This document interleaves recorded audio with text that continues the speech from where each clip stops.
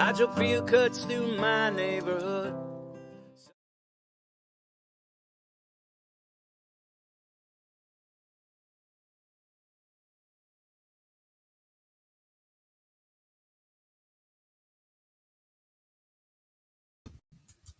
Hi, everybody. Welcome to another episode of Fearlessly Authentic. We usually don't do a show on a Tuesday night, but Shelly and I just got triggered with some stuff in the news, and we were like, "Yeah." I'm like, "Can we do a show later? Can we do this?" Because you guys couldn't resist and had to move on it. Oh my god! How long were you waiting to do that, Steve? How long? The whole time. I've been waiting the whole time. How's everybody doing? Oh my goodness. That is so great. Well, hello, everyone. General Sorrow. Hello. We're going to say hi to everybody real quick, and then we're going to jump into this because we have a crazy show we put together, and I'm super excited to get this, holy shit, to get to the information. We both kind of pulled together our little parts and just we're like, all right, well, this is what we're going to do. All right. Because it all started with a tweet. It started with Shelly and I have been speculating on what's been happening with the cows. What are the reasons around it? What's the deal with the cows, man? Why are the cow farts making them evaporate and go tipsy or something? I don't know. Why are there piles of cows? We're not cow tipping here. Oh, bummer. So let's see. Well, somebody else is. Right? Somebody else is, because there's huge piles of tipped over cows all over the damn place. It's crazy. And chickens and pigs. Popeye said, I got to order for a steak medium well, but in a hurry. Sushi said, mark it, and send it out. Oh my God. Riley is in here. The show was pan-seared to perfection. And Lady Alex said that she's going to be back and forth when she's, done with work. So 103 right now in town. In downtown San Fernando. And we got Trish in the house. You all look like vegans, though. See, that's just a popular misconception. General. We just like CRISPR cows mostly, I think. My dog decided to go into play mode as soon as it started. She's such a jerk. Oh my gosh, the cat's running around like a maniac. I don't know what's wrong with him. And there's 2 flies that got in here today, and I think he's stalking them and being all crazy because he can't get the flies. Oh my God. He's whipping his tail at me right now. He just jumped up and hung himself on the Guinness will eat flies right out of the air. Leo tries. If he could catch a fly, then he would eat it and hurt it. But other than that, he does not hurt a fly. He's working on it. He tries. He's like David Carradine when he was young. He's working on it. He's getting there. So I wanted to make sure that we were able to give everybody a little bit of a background on what CRISPR is and what we're talking about here. CRISPRs. Because we're not talking about how well you like your cow. That's right. It's not about how crispy your cow is. No. It's about how crispy we can make it for you. Really. When you get down to it, it's really about how crispy you'd like to modify your cow to be. Right, kitten? All right, let me see. Where was I? I believe my timestamp on this is 3 minutes. I think it's the right spot. No. Oh my gosh, what is he doing? Get down, dude. The cat's a maniac. Okay, I'm gonna have to shut the door. He's all out of the sorts. He's like, I'm really excited about the cows too. He just And wants we to put up our buy fair use. So, hopefully they don't nab us too much. or whatever. If they All right. do, we'll see you over on the Rumbles and the Odysseys. Yes. Yeah. If this suddenly cuts, Rumble and Odyssey are where we will be found. So, this is a clip I found. It's a TED Talk, which that's why I'm like a little bit, but it's from June 2nd, 2016, and it talks about the CRISPR gene therapy allows scientists to change the sequences of DNA and guarantee that the resulting edited genetic trait is inherited by future generations. So, this seems all normal, right? Like passing it on. It's just fine. So I'm gonna mute us, mute me, and I will play that, and we'll see what.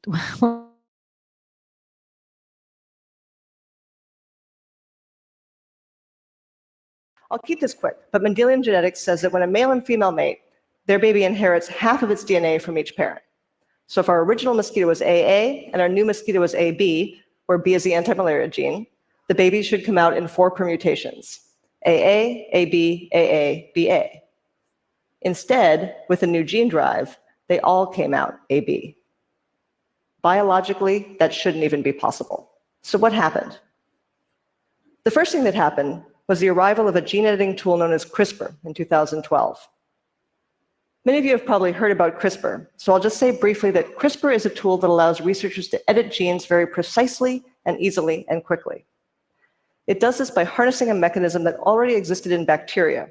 Basically, there's a protein that acts like a scissors and cuts the DNA, and there's an RNA molecule that directs the scissors to any point on the genome you want. The result is basically a word processor for genes.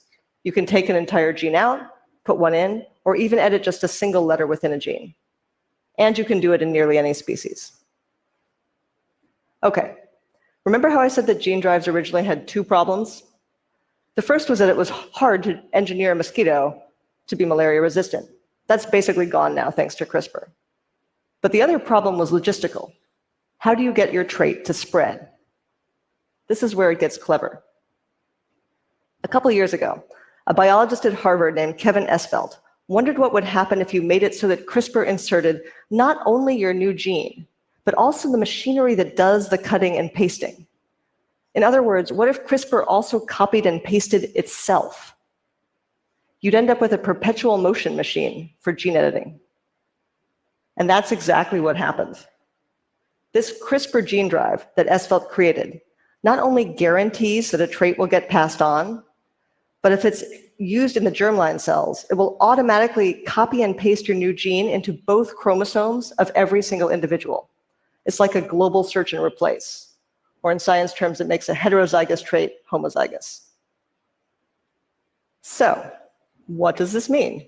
For one thing, it means that we have a very powerful, but also somewhat alarming new tool. Up until now, the fact that gene drives didn't work very well was actually kind of a relief. Normally, when we mess around with an organism's genes, we make that thing less evolutionarily fit. So biologists can make all the mutant fruit flies they want without worrying about it. If some escape, natural selection just takes care of them. What's remarkable and powerful and frightening about gene drives is that that will no longer be true. Assuming that your trait does not have a big evolutionary handicap, like a mosquito that can't fly, the CRISPR-based gene drive will spread the change relentlessly until it is in every single individual in the population. Now, it isn't easy to make a gene drive that works that well, but James and Esvelt think that we can. The good news is that this opens the door to some remarkable things. If you put an anti-malarial gene drive in just 1% of Anopheles mosquitoes, the species that transmits malaria, researchers estimate that it would spread to the entire population in a year. So in a year, you could virtually eliminate malaria. In practice, we're still a few years out from being able to do that, but still, 1,000 children a day die of malaria. In a year, that number could be almost 0. The same goes for dengue fever, chikungunya, yellow fever. And it gets better. Say you want to get rid of an invasive species, like get Asian carp out of the Great Lakes. All you have to do is release a gene drive that makes the fish produce only male offspring. In a few generations, there'll be no females left, no more carp. In theory, this means we could restore hundreds of native species that have been pushed to the brink.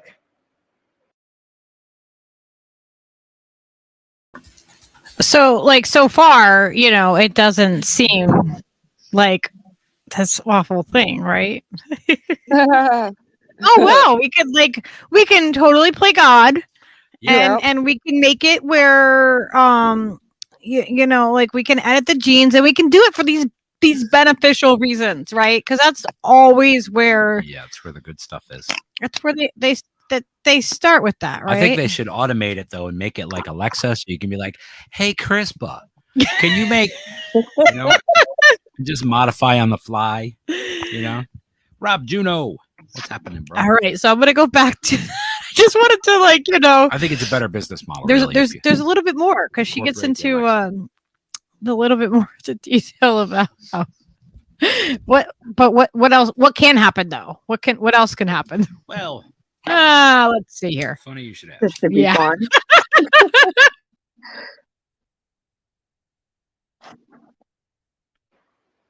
Okay, that's the good news. This is the bad news. Gene drives are so effective that even an accidental release could change an entire species, and often very quickly. Anthony James took good precautions. He bred his mosquitoes in a biocontainment lab, and he also used a species that's not native to the US, so that even if some did escape, they'd just die off. There'd be nothing for them to mate with. But it's also true that if a dozen Asian carp with the all-male gene drive accidentally got carried from the Great Lakes back to Asia, they could potentially wipe out the native Asian carp population. And that's not so unlikely, given how connected our world is. In fact, it's why we have an invasive species problem. And that's fish.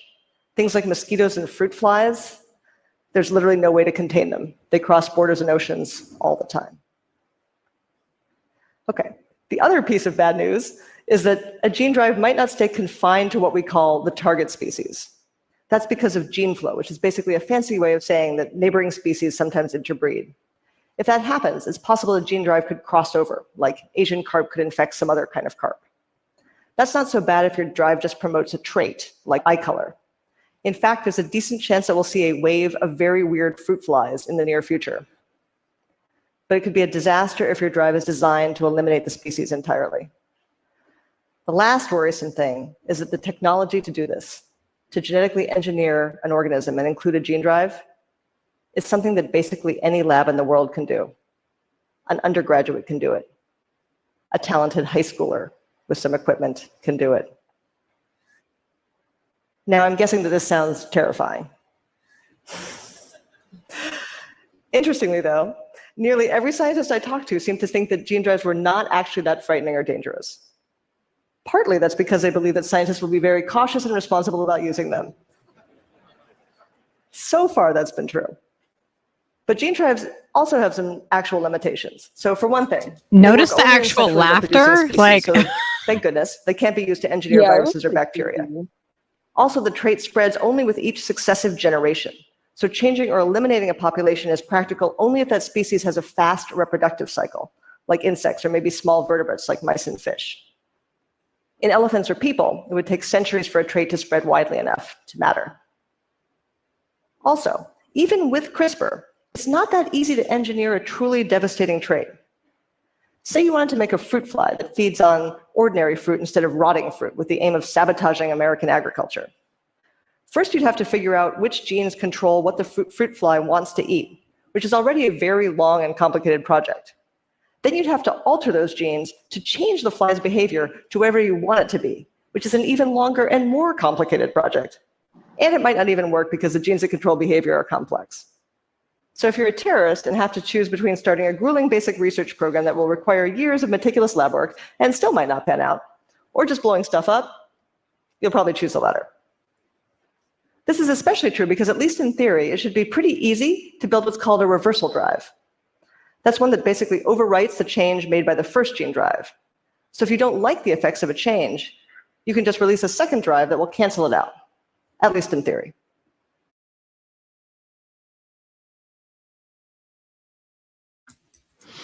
So what do you guys think? Do you guys trust their theory on CRISPR and Holy their shit. genes?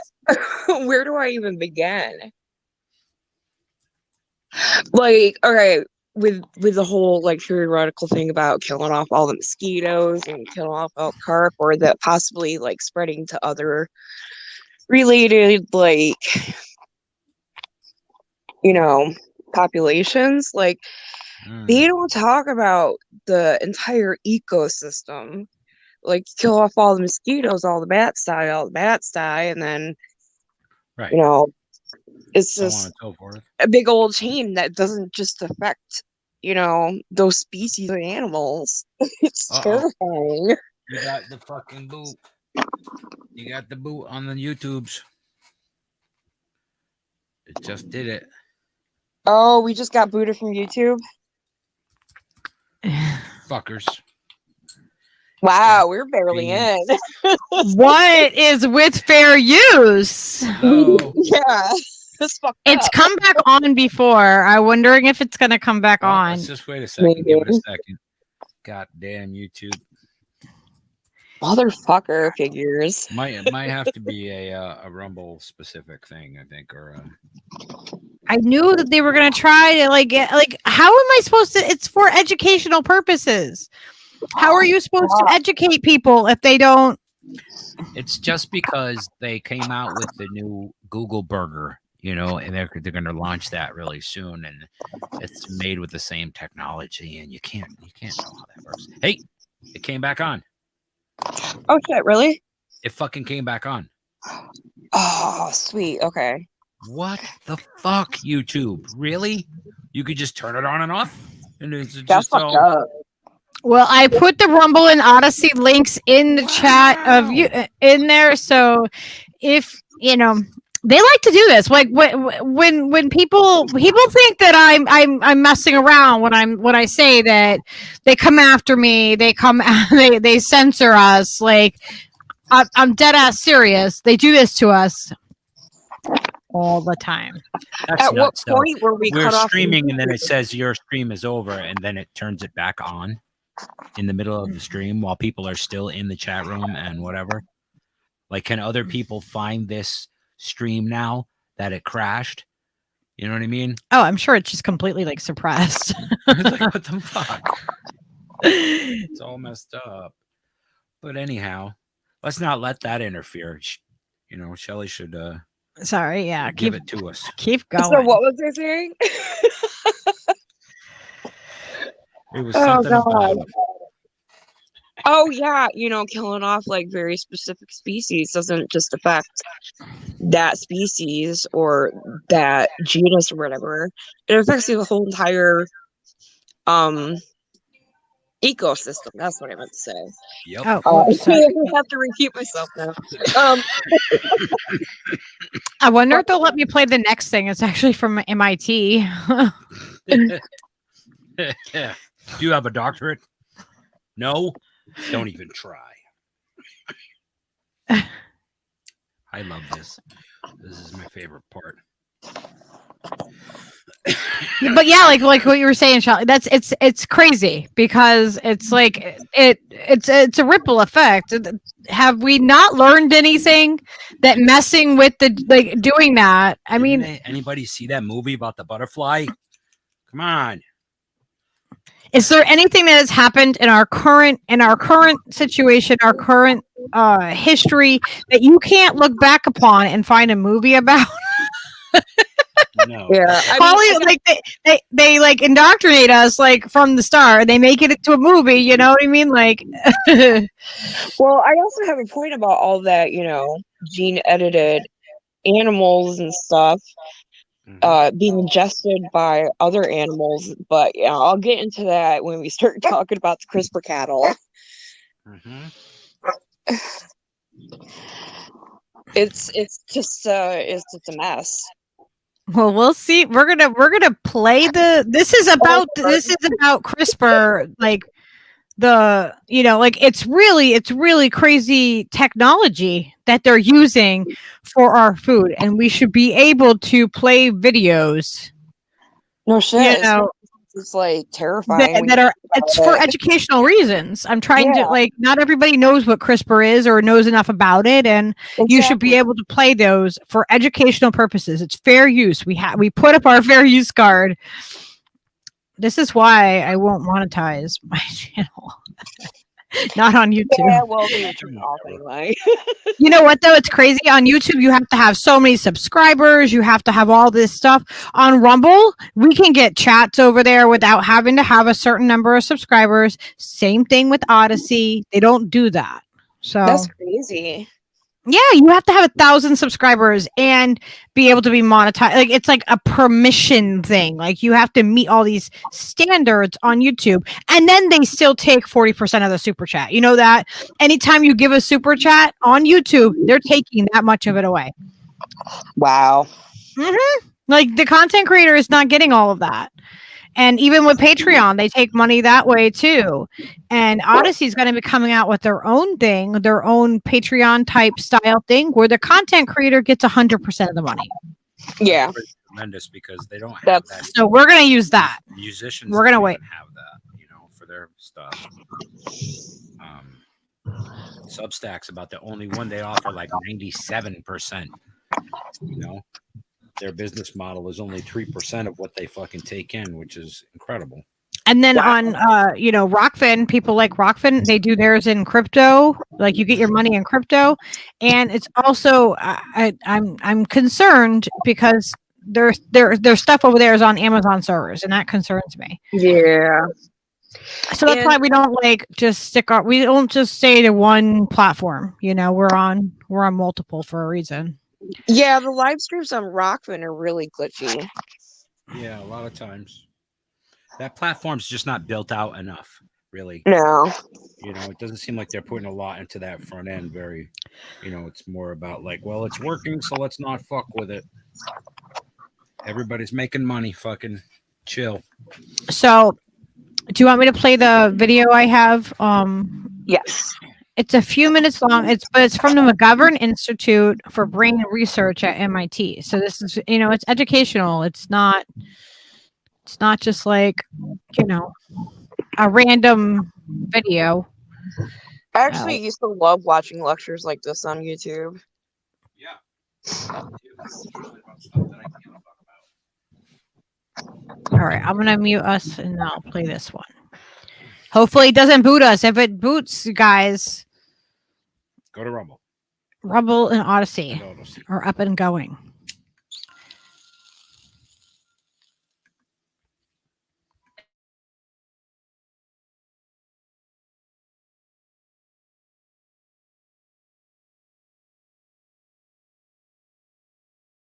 Twisted into a double helix and held together by a simple pairing rule. A pairs with T and G pairs with C. Our genes shape who we are as individuals and as a species. Genes also have profound effects on health, and thanks to advances in DNA sequencing, researchers have identified thousands of genes that affect our risk of disease. To understand how genes work, researchers need ways to control them. Changing genes in living cells is not easy, but recently a new method has been developed that promises to dramatically improve our ability to edit the DNA of any species, including humans. The CRISPR method is based on a natural system used by bacteria to protect themselves from infection by viruses. When the bacterium detects the presence of virus DNA, it produces two types of short RNA, one of which contains a sequence that matches that of the invading virus. These two RNAs form a complex with a protein called Cas9. Cas9 is a nuclease, a type of enzyme that can cut DNA. When the matching sequence, known as a guide RNA, finds its target within the viral genome, the Cas9 cuts the target DNA, disabling the virus. Over the past few years, researchers studying this system realized that it could be engineered to cut not just viral DNA, but any DNA sequence at a precisely chosen location by changing the guide RNA to match the target. And this can be done not just in a test tube, but also within the nucleus of a living cell. Once inside the nucleus, the resulting complex will lock onto a short sequence known as the PAM. The Cas9 will unzip the DNA and match it to its target RNA. If the match is complete, the Cas9 will use 2 tiny molecular scissors to cut the DNA. When this happens, the cell tries to repair the cut, but the repair process is error-prone, leading to mutations that can disable the gene, allowing researchers to understand its function. These mutations are random, but sometimes researchers need to be more precise, for example, by replacing a mutant gene with a healthy copy. This can be done by adding another piece of DNA that carries the desired sequence. Once the CRISPR system has made a cut, this DNA template can pair up with the cut ends, recombining and replacing the original sequence with the new version. All this can be done in cultured cells, including stem cells that can give rise to many different cell types. It can also be done in a fertilized egg, allowing the creation of transgenic animals with targeted mutations. And unlike previous methods, CRISPR can be used to target many genes at once, a big advantage for studying complex human diseases that are caused not by a single mutation, but by many genes acting together. These methods are being improved rapidly and will have many applications in basic research, in drug development, in agriculture, and perhaps eventually for treating human patients with genetic disease.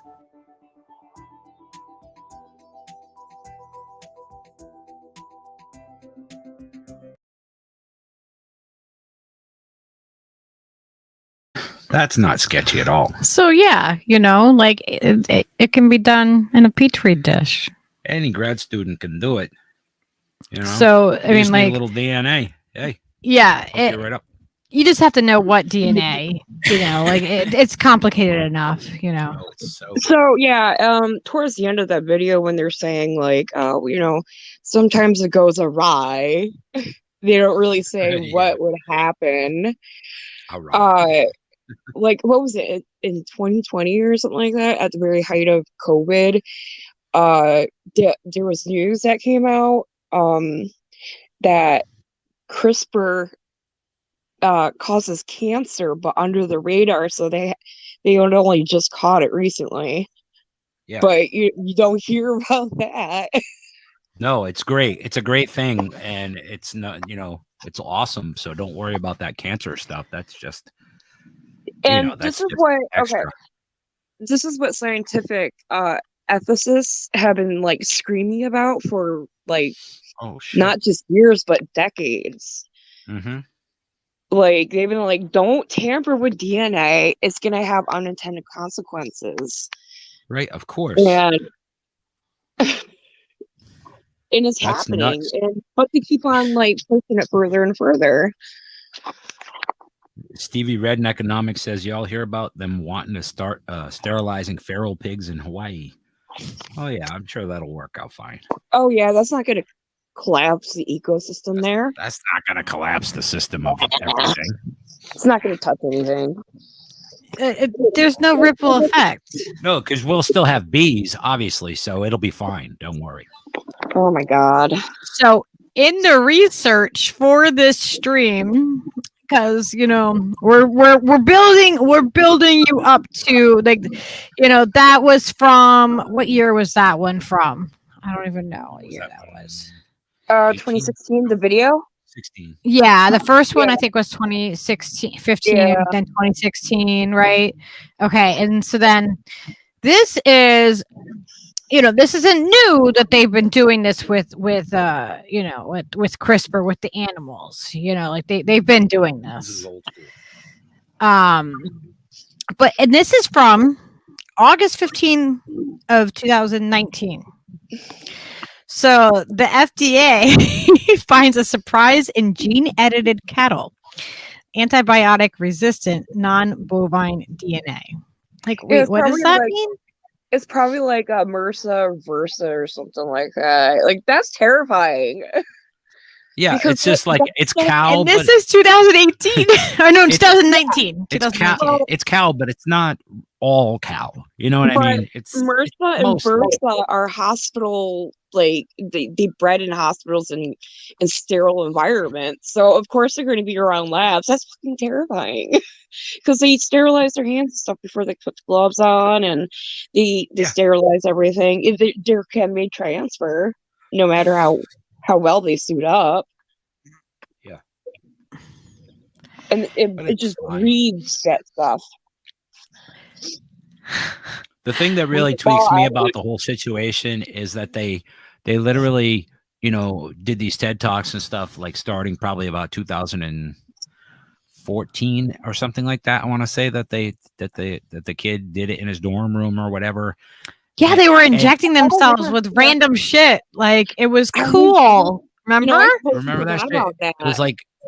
It was like there's a really good Wired article in the magazine Wired that I read about that. And it's like out of the kid's mouth, like telling you what he was thinking while he's doing that shit. Like, Oh my wow. God. So this is brilliant. You're just gonna So- eliminate your fucking gene pool in one fucking So experiment. speaking of like, oh, you can do it in your college dorm room kind of thing. There is Yeah. okay, so I'm from Moniana. My dad worked as a janitor there for like 25 years. My sister worked in tech for like 10 years. And I heard rumors about that campus, how they were like, plus I went there twice, but I heard rumors about how they're like tampering with DNA and creating like these mutant things that they just release out into the wilderness and the woods Yikes. around the campus. And Yeah. I heard stories of like spotting like really weird looking deer and chipmunks and stuff. I don't know how true it is because like I started Dude, doing they this have stuff in that same shit. 2000s. But there is They had biology. that same shit going on in Florida. People were reporting seeing like combination animals that were like wrong, like it's like I saw a goat horse or whatever, like all these fucking strange combinations of animals, feral pigs that had like chicken feet instead of like hooves, and just like weird combinations of things. I believe they've been tampering with this for They're, much like, longer than they're telling us. They're at least It's like a screwing bad around. episode of The Simpsons or Futurama or something. They were at least screwing Oh around with my God. DNA. I know that, but you Yeah. won't hear anybody be like, "Yeah, that's what's going on," because like I heard they're doing it under the radar in the biology department. Right. The low key bio labs. I mean, that yeah, just like, spring up all they're over like- the world. They're like, yeah, it's okay because a high school kid can do it. Like, you can literally do it with a high school kid, and like, why would a terrorist want to do that? Like, it's so much research. Like, Oh it's my God, blows like, shit up. Terrorists, Remember the lady said that on the TED Talk? Terrorists wouldn't do this if they wanted to create a fruit fly that attacks like not rotting fruit. because like you got What are you giving people ideas like how to go after our fruit next? Are we going to have fruit flies that now go after fruit that's not rotting? Well, they're obsolete Well, now. 'Cause look they have at the Lime bionic Tips. drone flies. Yeah. Yes. just like at the Rugged Lime little Tips. fucker. We're gonna do a whole thing on the lime, and we're gonna have to probably do that. And then there's the Plum Island connection to the Kansas thing. Oh my God, it's so crazy. Yeah, there's so Yes, much, guys. there's a We have lot of- so much. Like we're leading there. I'm leading you down this timeline right now, and we got it's a some huge other rabbit stuff. hole. We got some stuff like this is like normal. Like okay, yeah, this is we know about CRISPR, we know about this stuff, but there's some other stuff that's happening. Like that Oh, shit jumped shit, off yeah, in there is. 2013, 14, something like that. And then so from there, And then this is 2019 right that's now. when you first heard about it. Are you telling me like the Nazis and the CIA haven't had this technology for fucking 80 fucking years? Of course they have. Yeah, as we're doing the research into this, I'm like, It's sketchy. because we kind of like started out tonight, like Shelly and I were just like, okay, we are just gonna do a thing on this because we need to this is happening, and nobody's talking about why the cows what's happening with the cows. Why do they We keep can also farting? bring in That's- Dr. Mary's Monkeys, that book, into this conversation. It's fucking wild, man. Hell yeah. It's Okay. wild. So, okay, before we get ahead of, I know we're so excited. I'm like trying to like stay focused. I wish I had like monkeys and lions roaring sound effects. I could Like, Well, this Okay, is one of my pet so- interests, so look at these poor cows. Look at them. Oh my gosh. Have you ever fed a cow? They're so freaking funny. They like the things that go in your crisper drawer. They like the apples and carrots. They do. But they don't like the crisper. They don't like the crisper, but they like the crisper drawer. They like what's in your crisper drawer. We just need to feed them what's in the crisper drawer. Keep the cows out your crisper drawers. They like apples and the vegetables and stuff. They like that stuff. Trish loves cows. They have like really long tongues. I have pictures of I was at a farm out in Washington State when I was visiting my dad when I was younger, and I was feeding the cows like apples, and they would like suck it up. They wouldn't even have to like do anything. They could just go like and suck the apple up off of my hand. And I remember getting in trouble. My dad's like, "Don't give them too many apples. They're not supposed to have too many apples," or something like that. You'll grow a tree in his belly. Oh, right. oh my god, I remember that. Don't eat seeds. So, Oh my God, The Mom, I ev- ate some watermelon seeds. all right, the FDA finds a surprise in a gene-edited cattle antibiotic resistant non-bovine Surprise. DNA. It's like, whoa! Like, Oh, that's where's your terrible. party hat? Where's your party hat? Like, When there were streamers, it was like, surprise. yay! And then the So if a bacteria, And then the kill farts. if any of those cows get sick with a bacterial infection that it's resistant to, that whole entire herd is dead. You can't treat Yeah. it because And then it's antibiotic resistant. So they're Yeah, all and then you dead. end up with a big old pile of dead cows, like there seems to be an awful lot of. Well, lately. And here's the thing. Look, it says the livestock industry wants to get these animals approved for sale, but still a lot we don't know about the processes. A new study shows. Wait, what? Oh, wait, what's happening down here? Like, do you guys see this? Such as CRISPR. What? Oh. Okay, so how do you get a better cow? You breed it. For decades, cattle ranchers, dairy farmers, and others have Unless you have relied on time. billion-dollar animal genetics industry to get a fitter, happier, really happier. That's so fucking wrong. And more productive livestock. Working with specialists to find the best parents in the barn and paying top dollar for an elite semen. See, I see all these animations that go along with this. When you just said fitter cow, I could picture like a rugged cow that was like flexing. Well, look at the cow on steroids that you have Yeah. on the thumbnail. So I'm saying, like that guy, he would just be animated, be like, So it's a costly process, and some farmers mate selectively for generations before the whole herd comes out right. Oh my god! They're like, this is like snail gene editing. Like, it's just imagine if that could happen faster, say in a year or two instead of decades. That's the promise of gene editing. Still emerging technology in agriculture. Biologists use precision technology, such as what? CRISPR? Oh no! To break the double helix, delete sections of those DNA strands, and now insert new genes that could occur naturally in other breeds. They call it molecular scissors. Molecular scissors. I like that. That's a good band name. Molecular scissors. Precision technology, my ass. It's not as precise as they think it is, or they Yeah. say it is. It's not that precise. So, a Minnesota-based, look at that, Minnesota animal-based genetics company. And that doesn't sound right. Like, that just seems like we shouldn't have genetics company and animal like together. Like, I mean, I guess people have been breeding animals a certain way and dogs for a certain way. What happens? What happens to them? They all end up with like hip dysplasia or the same issue. Some sort of genetic thing gets fucked up. It's kind of like time travel. If you go, you go into the future, or you go into the past and you fuck something up, you create this displacement that happens, and you fuck up the continuity, the conceptual continuity, the crux of the biscuit. You know what I'm saying? So their signature accomplishment is a hornless Holstein dairy cow.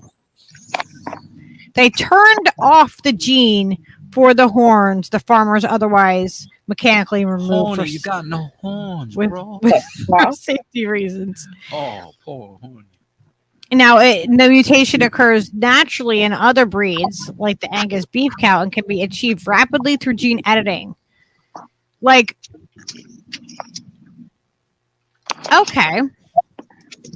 And then look at this. Essentially, the cow was cross-contaminated with antibiotic-resistant lab material. Precision technology. Precision technology. Like, unyielding guidelines. Because you're saying precision technology and talking about this contamination about the same thing with the same damn We article. can't even do that right in the lab. Fuck. Which is it? Yeah. I know. Which thing is true? And I'm putting all the links for all the different articles and the video clips. I put them in the chat as always, so you guys can always please check out. You guys would be glad to know that Popeye only has a small fridge with a freezer that don't work and no crisper. Okay. No CRISPR. Yeah. No CRISPR. No CRISPR. Oh, bummer. It is not his fault, man. So during a routine data run, they unexpectedly found foreign non-bovine DNA. Oof. Like, it was just unexpected. How Like, did it get in there? I don't know. They have precision. I had engineering. my lunch in the lab one day. I don't know. Right, a little piece of bologna sandwich got in there. I don't know what happened. Bob, I thought the place was clean. I don't know.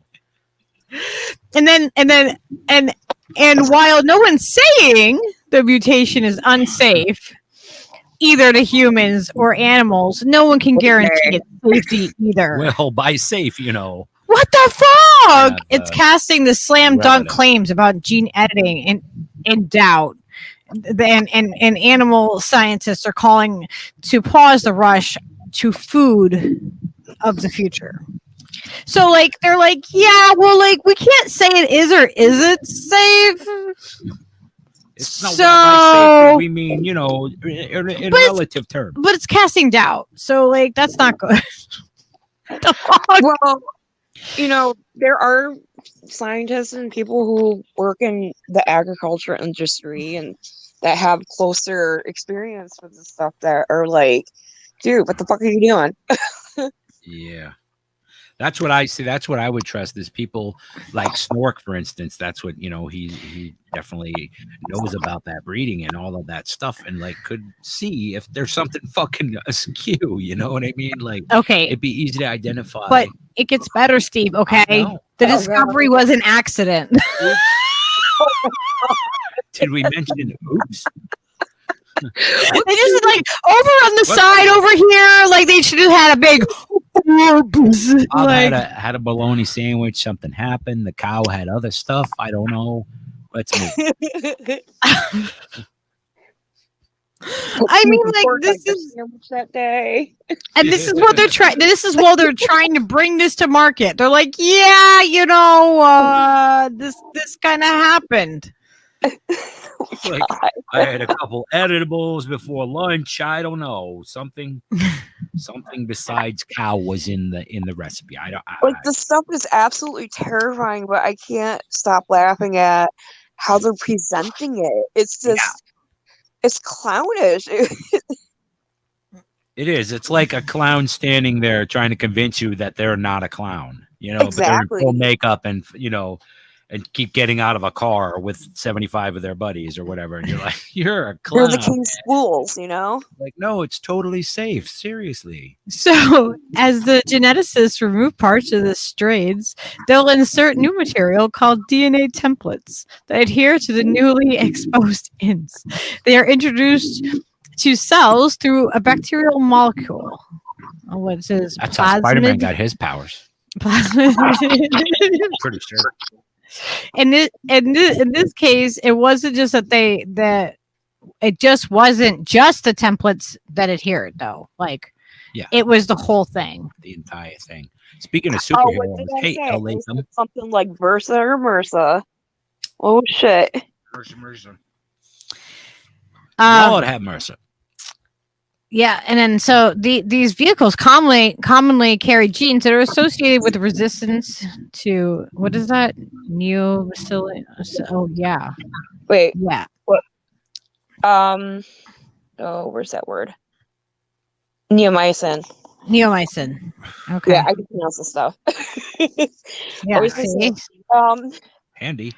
and ampicillin. Ampicillin. Okay. Yeah. Which are antibiotics used to treat common cattle ailments like E. coli infections and pneumonia. Damn, Drew, you're a fucking beast, man. Essentially, the cow was cross-contaminated with antibiotic lab-resistant material. Do they know what the material was? It should be noted the extra DNA introduced into the cow isn't dangerous. They don't know this. It's like, what was it? Okay, I It got a was theory. Whopper. Okay, stop trolling. Wait a minute. I think they specifically mentioned neomycin and E. coli together, and the pneumonia and the ampicillin together. So it's probably ampicillin resistant pneumonia, some kind of pneumonia, and probably the neomycin resistant E. coli because they're both treated with slightly different antibiotics. Wow. Oh my god, why do I know all this? Well, that's interesting to know that. So that you could help me fill that in. Hello, of course. That's why you know it. Now I know it too, and all of us know it. I mean, See it that? could be reversed too, but they mention those. You know, it's just weird that they say as as examples those specific things together. So I think it's a combination. Yeah, I think that's what they're talking about, but they can't be specific about it so they don't like sound the alarms. Right. They don't want to embarrass anyone, like they have Exactly. General Meow Meow said they're gonna have a really awkward time explaining if one of the scientists was a zoophile. Like, Oh god. oh, what did you put in there, Bob? God damn it. That's gross. Good for you, Drew, out there fucking skateboarding. Be careful. God damn it. Fucking god damn. I can't even imagine myself like seriously skateboarding at past 25, 28 maybe. I think I stopped trying to do that because I fucking wiped out really hard one time. And I was like, nope, that's it. That's how many skates you get to do in your life. And that's what I decided. And pretty much stuck to that. So when you create a DNA break, and that could be a genome edit, the cell wants to repair itself, right? So we saw that in the video in the very beginning. Who directs animal bioengineering? Okay, Heather Lombardi, who directs animal bioengineering at FDA. Ideally, it will repair itself correctly. Ideally.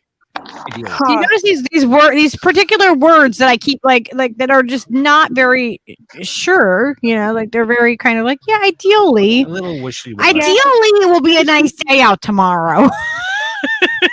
It probably has like a millionth of a chance of self-correcting. So it's basically not going to self-correct unless some kind of miracle happens.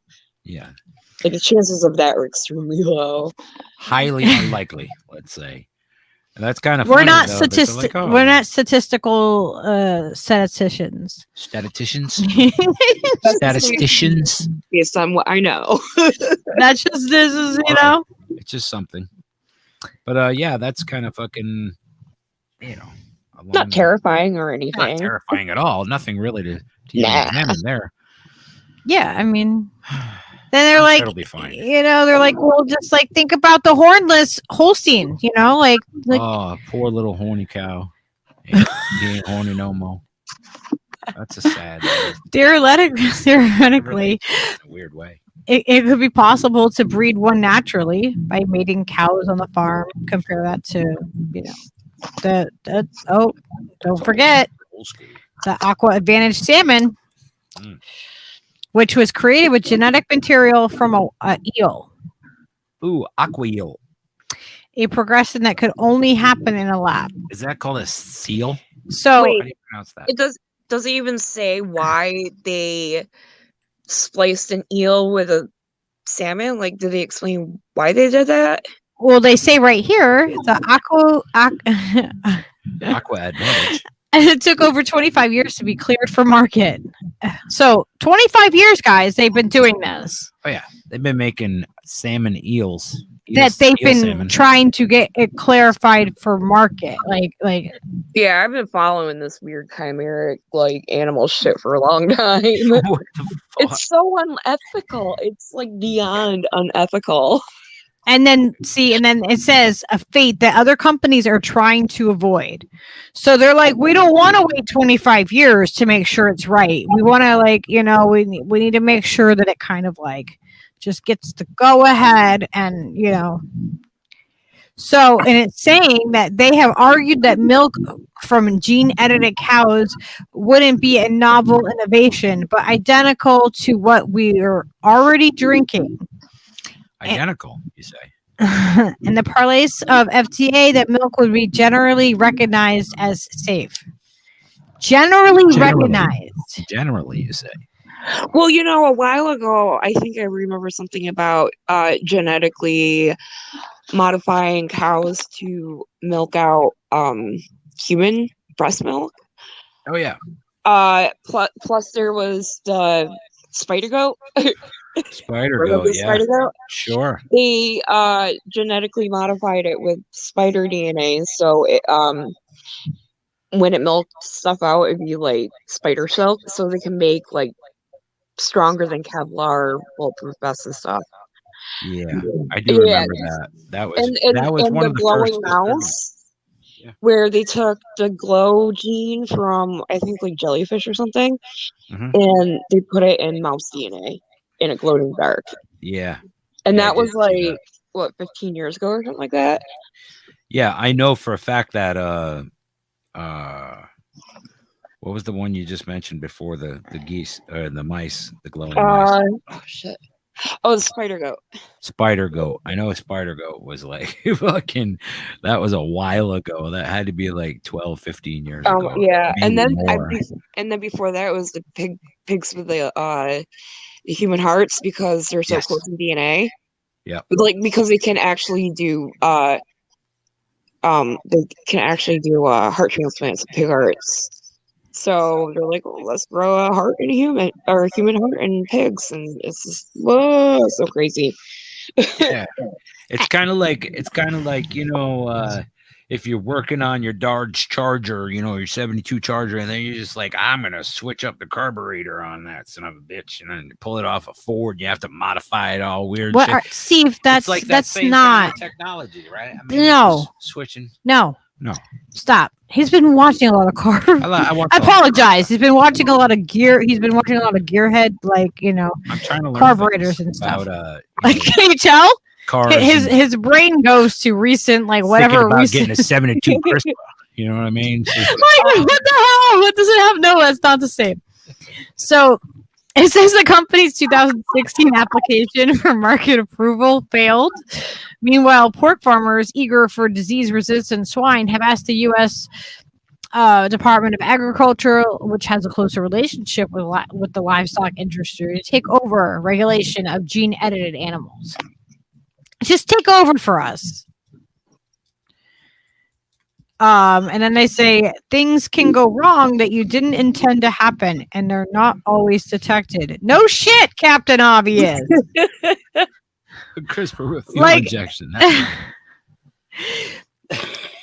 So this isn't the first time that they have stuck to the gene edited gene. It's been pre-printed in Norris's Discovery, academic peer review. I don't know if that has been peer reviewed. So it happened. Oh my God, there's like a bug or something that flew by my face. My God. It happened to scientists who use CRISPR to edit fish and mouse genomes, and others who use older gene editing tool called EFNs. I'm wondering if the study is the one that actually came out like the year later, like a year or two later. It's probably it's probably the same study. Probably. Or related. They just say it wasn't peer reviewed yet. Yeah, so that might have been the one that came out later about the cancer, under the radar cancer. Yeah, the under the yeah, the C word. Shh, don't say it. Pfizer will hear you. So then they go on to tell you with all their, because they're very specific in this, and they're giving you so many words of encouragement to trust them. It should be noted that extra DNA introduced to the cow isn't dangerous. The antibiotic resistance is controlled by another DNA sequence called a promoter that's coded for bacteria. Well, that's just like, pharmaceutical companies, they give you a drug to treat one thing and then you get side effects. So you got to go on another drug to treat side effects. It's basically the same thing except with gene editing. It's pylon effect. Like, how do they say things in a scientific way and are just like, but they're saying it in a way where it sounds like, like this, like it's happening. Like it's happening whether you want it to or not. But it's unlikely that it will turn on in cows. It's unlikely. Like it's just unlikely based on what? And then the agency couldn't comment on whether or not the finding would affect any kind of petition to approve hornless Holsteins, but added that the genes aren't a safety risk per se. Generally. What the hell, dude? Okay, so all this is like back in 2019, right? Yeah, this is almost over. It's like this last little paragraph right here. I found an article from around that time, 2018 or 2019, about the beginning of the CRISPR experiments with the cattle. That current thing with the CRISPR cattle. Oh my God. So they said ultimately the finding shows that scientists still have much to learn about gene editing, and it's not clearly it clearly isn't just a quicker from the selective breeding. It's sort of young technology. So I don't think it's advanced that much that quickly that we just know. But it says things can go wrong that you don't intend to happen, and they're not always detected. Oh, that seems legit. And so we say, although it may not present any additional risk or safety concern, we think we should look at it to make sure. And then there was a correction. After it was published, the FDA contacted us to note that the antibiotic resistance is unlikely to turn on in cows, but the outcome isn't certain. Wow. So what does that mean? Like, so this is who wrote it right here. Everybody loves that synthetic stuff, man. You can make stuff different and not organic. I think I'm going to do that every time. That's crazy. Elle just sent me this thing about 2 women-led startups look to solve baby formula crisis with synthetic breast milk. Oh, I can't see nothing go wrong with that. Nope. I'm sure that'll be fine. Lucky, I sent you a link to that article I was talking about. Okay. I guess it's from 2020 though, so I guess it was after. But it talks about like the first experiments into the current FDA approved CRISPR cows. This is crazy. What FDA? Like, I don't think I ever thought I would be saying FDA approved CRISPR cows. Right? What the fuck? Like, what? Oh man. Is it like beef jerky or something? That's what it sounds like. How are like hip hop artists not blowing that shit up right now with like Oh cow my God. videos and stuff? Like, I mean, having That'd be cooking hilarious. barbecue videos and just, come on. Gives me all kinds of stupid ideas immediately. Like, god damn it. All right, I'm gonna put the copy, the link for this in our chat. Yeah, but that's not synthetic human breast milk, Drew. That's like synthetic kitty formula. Yeah, I'd be like lab made. Yeah, I mean, either way, it's probably not great. Yeah, Just no. saying. Just saying, if you could avoid the It's a synthetic little bad. anything, Oh, whoops! I put that in our chat and it's not. probably a good idea. I meant to put it in the regular chat. Crispy cow sounds delicious. Oz whistle. Oh my gosh! Mm. Move over. It just never gets old. The jokes just write themselves. They do. I know. I mean, look at the cows. Oh my gosh! Ugh. So this is your article. Yep. Oh my god! So yeah, this was a couple of years ago before, that this is the beginning of it, like the beginning of the press about it. Yeah, this is July 24th of 2020. So like as we're going up our timeline, we're getting closer to our CRISPR cow. Okay, so imagine like Where's the beef? that one company has been trying for 25 years to get these like chimeric fish approved, right? Delicious. From the start until now. But Chimeric, you say. with these CRISPR Not cayenne, but chimeric. You get a little cayenne on there. Chimeric. The onion. But with these CRISPR cows, it went from like 2019, 2020 from the first one they made. What, 2-3 years until FDA approval? That's fucking insane. Yes. Look at him. Look how cute he is, and he's like he doesn't even realize that he's gonna be killed.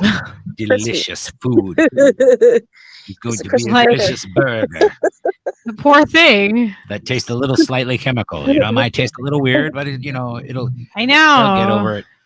Gray Walker says it's Frankenstein beef. He's like, so instead of all beef Frank, we'll have all Frankenstein beef. I mean, there's like, it's not weird at all. No. Petri dish meat grown in Transylvania. It'll be delicious. I'll show you. Like you're gonna love this. Let me show you this screen over here. This thing that I have.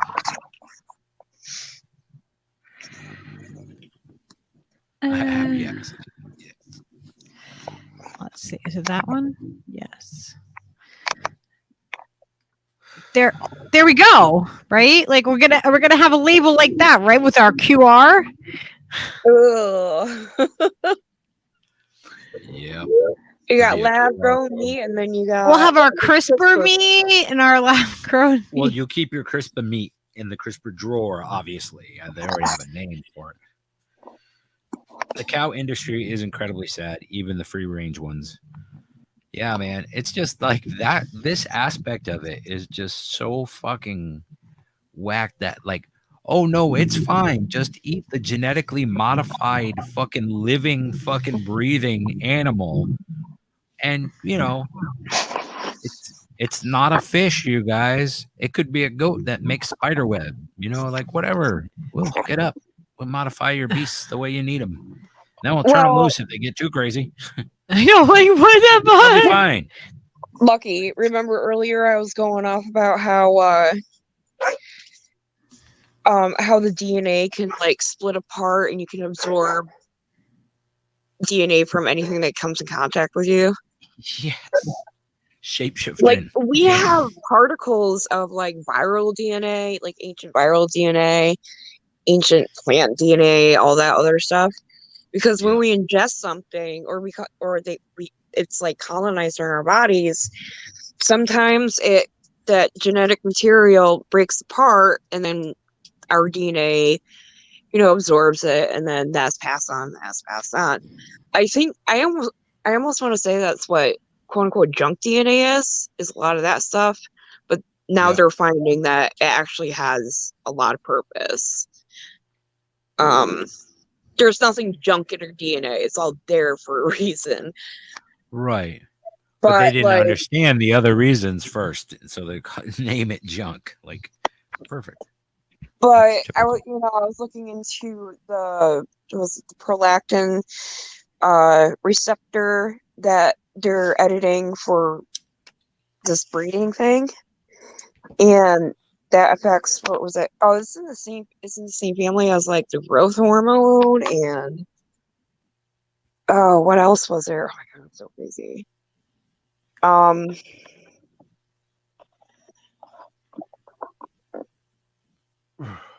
Yeah, and it has an effect on what was it?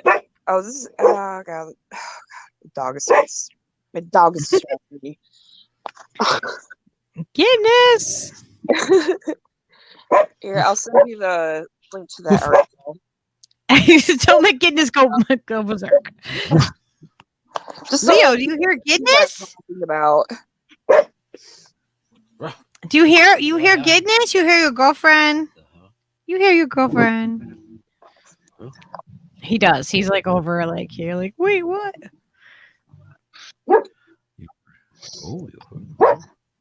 Lady Alex, I know people who have eaten the placentas, like as in multiple people that have eaten the placentas. Multiple placentas eaten. Yeah, I know people who have done that. Placenta eater. Tomorrow. I'm not. I didn't eat my says, placenta. Prolactin is secreted by mammalian placenta. I know it was related to the pituitary gland and has like effect on like the immune system, and you're saying it's safe, but it's not safe.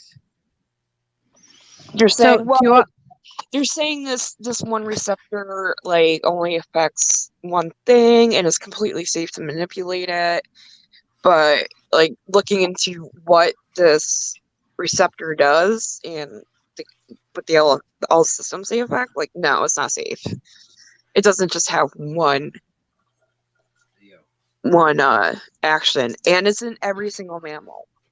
So you can eat that gene edited crispy beef, and out of the million times that somebody eats that stuff, one time it could break apart and your DNA absorbs that bit. It could affect your immune system. It could affect other stuff. It could pass that on. We don't know what it could do generations down the line. Like it's just crazy. Yeah. Because like living creatures are not individual beings. We all interact with each other. We all have like bits of each other's DNA in each other. Mm-hmm. And it's just not going to affect the cows. It's going to affect anything that ingests that meat. Right. Or dairy. I think it's just meat cows, but it's going to happen to dairy too. They're probably going to do something. Yeah, once it starts, it's gonna, and I'm like, like we're vegetarian, and we decided that, and we went vegetarian, around the time, like we learned about the food industry, and I even have a hard time still not being completely like vegan. Like I really have a lot of guilt about that, but we still do some dairy and stuff like that, and I try to make sure everything I get is ethically, it's ethical sources and stuff like that. But it's like, how is this going to affect like all the way down to our youngest. You know what I mean? Like they push this milk on the young kids. Like you have to have so much milk all the Yeah, time. a lot of them have the bovine growth hormone in them. Yeah. The recombinant bovine growth hormone, meaning it's like the artificial one. Yep. Luckily, the some of the dairies in my region, like they don't use growth hormone. Actually, a lot of them don't. I don't think Burn Dairy does. Yeah, it's something to definitely know. Like where, you know, I mean, like if you are eating animal products, where are they coming from? And then the companies that use dairy in their other things, you know what I mean? Like, by the way, Chobani, at least with like the flagship factory, they get local or New York milk from small dairy farmers, and they make sure not to use milk that has the recombinant bovine growth hormone in it, so it's free. It's free of that. So that's I mean, that's something. Little says soon they'll breed cows that grow rainbow hair, unicorns, and contain spike proteins in the meat, and they'll shit uranium. Are you sure that they don't already they didn't already do that? Like we just don't know about it yet. Hey, it's your CRISPR, man. Work it out.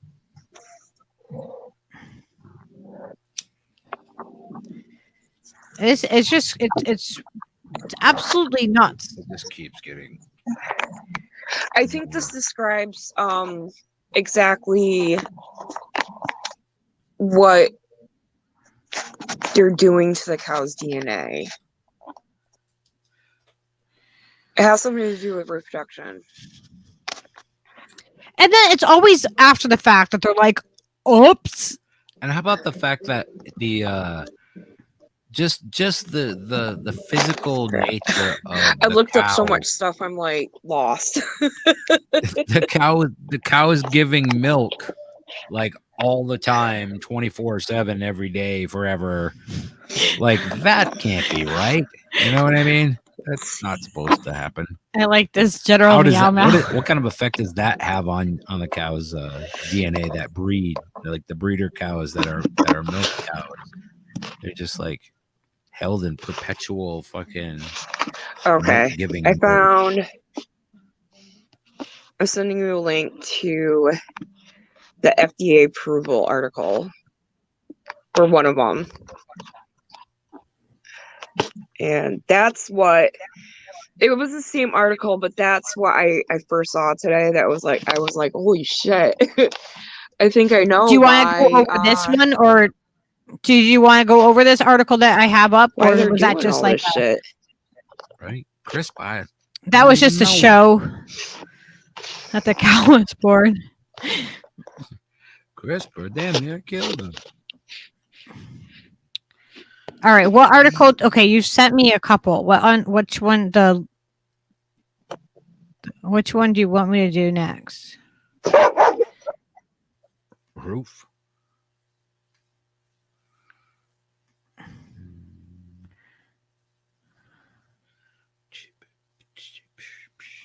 Do you want me to show the Oxford? Shelly? Did she just leave for a second? I don't know. I think so. So I should What the hell?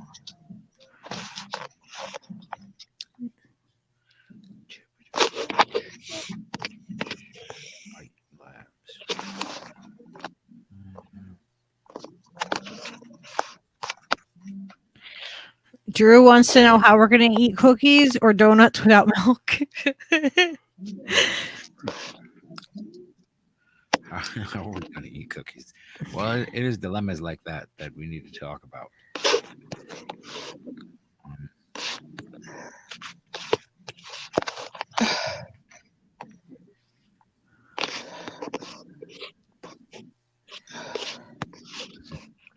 Good to see you around, Juno. Yeah, my friend.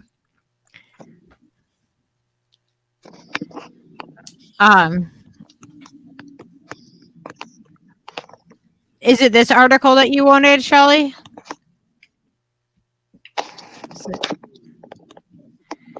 Says she can't hear us. Can't hear us. I don't know.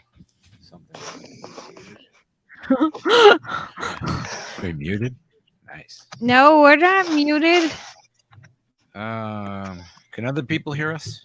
I don't know. Placenta scares me less than gates meat. Maybe she needs to jump out.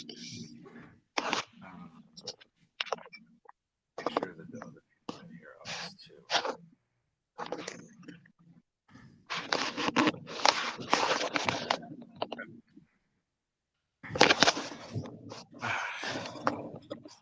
Yeah.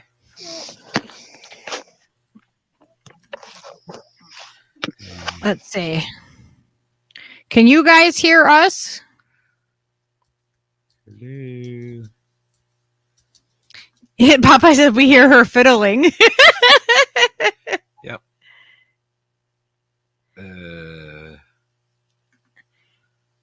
Okay, can you hear us now? Yes. Okay. Okay, what is Popeye was like, we hear her fiddling. Snorks like I hear you guys in what appears to be a mouse eating ice cream with a microphone up its butt. Oh my god. I'm like, I don't know. She's here somewhere. All right. So I have this article that you sent me. I was asking you about the article too. It's funny. I'm like, I don't know what she wants me to do here. Yeah, that just shows like, what prolactin and the prolactin receptor does in the body and what its what its functions are.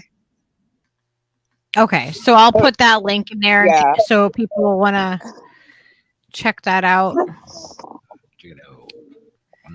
But this is the gene that they're messing with, and they're saying, "Oh, well, it only has an effect on this and this, and it's completely safe." And it's just like, fuck. So I put I think I put a link to the current FDA article, one of them, related to the tweet, the tweet that started it all.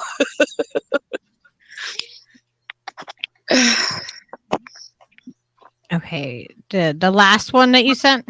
Yeah, about the FDA approval a few months ago. Okay, yes. That one. Yeah. It's just the modern farmer one that I remember. Yes, I And found there that was, one like, earlier. agriculture.com that had an article about it. Like there was articles about it, but they were like in really niche websites. Yes, I found this one, and I remember I was like, wow, and there wasn't a whole lot of information. Like, Yeah, I was like, holy shit, how the hell did I not know about this? yeah. I follow. I didn't hear anything about it. I've been, I heard about the FDA approval of GMO mosquitoes recently. Another batch, I guess. But nothing about this. And it has a direct effect on us because we would be theoretically consuming these cows. It's not like we'd be eating the mosquitoes. It would still have an effect, like a huge effect on the ecosystem, but it would have almost 0% effect on us directly in our DNA in our bodies, but this does.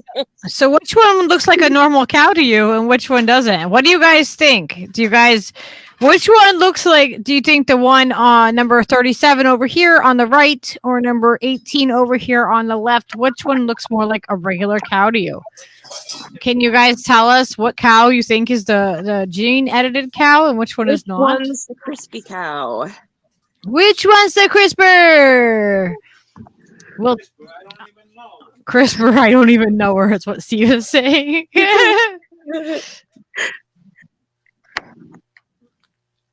You hear an echo, Drew? Where is there an echo? Oh shit. Probably from my end. Why is my last time I talked about anthropology and like genes and DNA last time on the show, my audio got all fucky again. Oz Whistle said, one of these cows is not like the other one.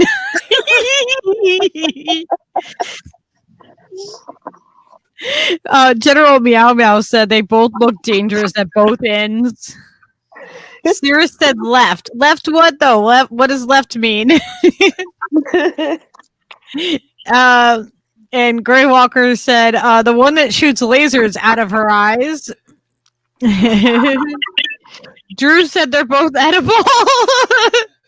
The left side, if I had to guess, is what Wes is saying. Well, and then Popeye said I eat the liberal cow's ass. The one on the left is normal, Sarah says. Really? That one looks normal. Okay. It looks all melted. Stretched and melted. Because we'll tell you, it might surprise you why the cow itself. What did they do to alter the cows, and why? Why would they alter these cows? What are they doing to these cows? What are they doing to them? Something like was it smooth coat? Anna Maris, shouldn't we be more concerned about why non-CRISPR cows are dying out? Yeah, this ties into that. This is leading into why the CRISPR cows are coming out. Why do we have CRISPR cows all of a sudden? They want to put like genetically modified beef cattle out there to reproduce with other regular cattle and make what was it? Climate change friendly cattle so they don't die in desert conditions. So it's all connected to that cattle die off in Kansas recently. The one on the right is the edited one, Popeye? Really? Yep, Snork's got it. Yep, because they want to be able to handle the heat differently, right? Yep, right. So how convenient, like just a few months after they approved climate change resistant cattle, that there's this massive die-off all at once of all these cattle due to quote unquote overheating. It's utterly reprehensible behavior. Oh my god. Hell got it, and that was like the perfect timing. So, there's going to be people clamoring for all these FDA-approved CRISPR cows because all the cattle are dying. Right? Why didn't they just breed them? Why didn't they just turn them into camels?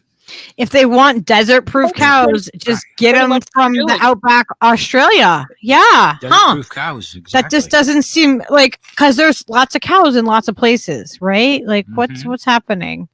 But this prolactin gene that they edited, they said, oh, well, it only has an effect on their coat. But, prolactin has effects on, it's a immunomodulatory and, what else did I say? There's a bunch of stuff. You know what I mean? So you're saying it's like safe because it's only the fur. But when you go into, it's like the prolactin receptor gene that they edited somehow, it could have an effect on their immune system. And it said it's supposed to like make them hardier for that kind of stuff. But you make them resistant to one thing, and then it could cause autoimmune disorders. All right. End up with a pile of fucking cows. Okay, so what does a cow usually have? Like, people are like, oh, that little boy, he's got a cow lick. Oh, God. Look at the cow with the cow lick. Okay? That is a normal thing. The cow on the right is a natural cow. Cows have fur. They have fur naturally. This one, So do people. look how short its fur is. It's a slick coat cattle versus a non-slick cattle. I don't know. Is this a normal cow? Like that's normal. This one looks normal to me. What traditionally is the beast of burden in the desert, Snork? If the camel came from northern places and not necessarily native to the desert, I wonder. Well, the other thing that's crazy about this is it took like 2 or 3 years to get it from the first successful bred calf to FDA approval. So, like, we don't know what that gene editing will do 5-10 years down the line.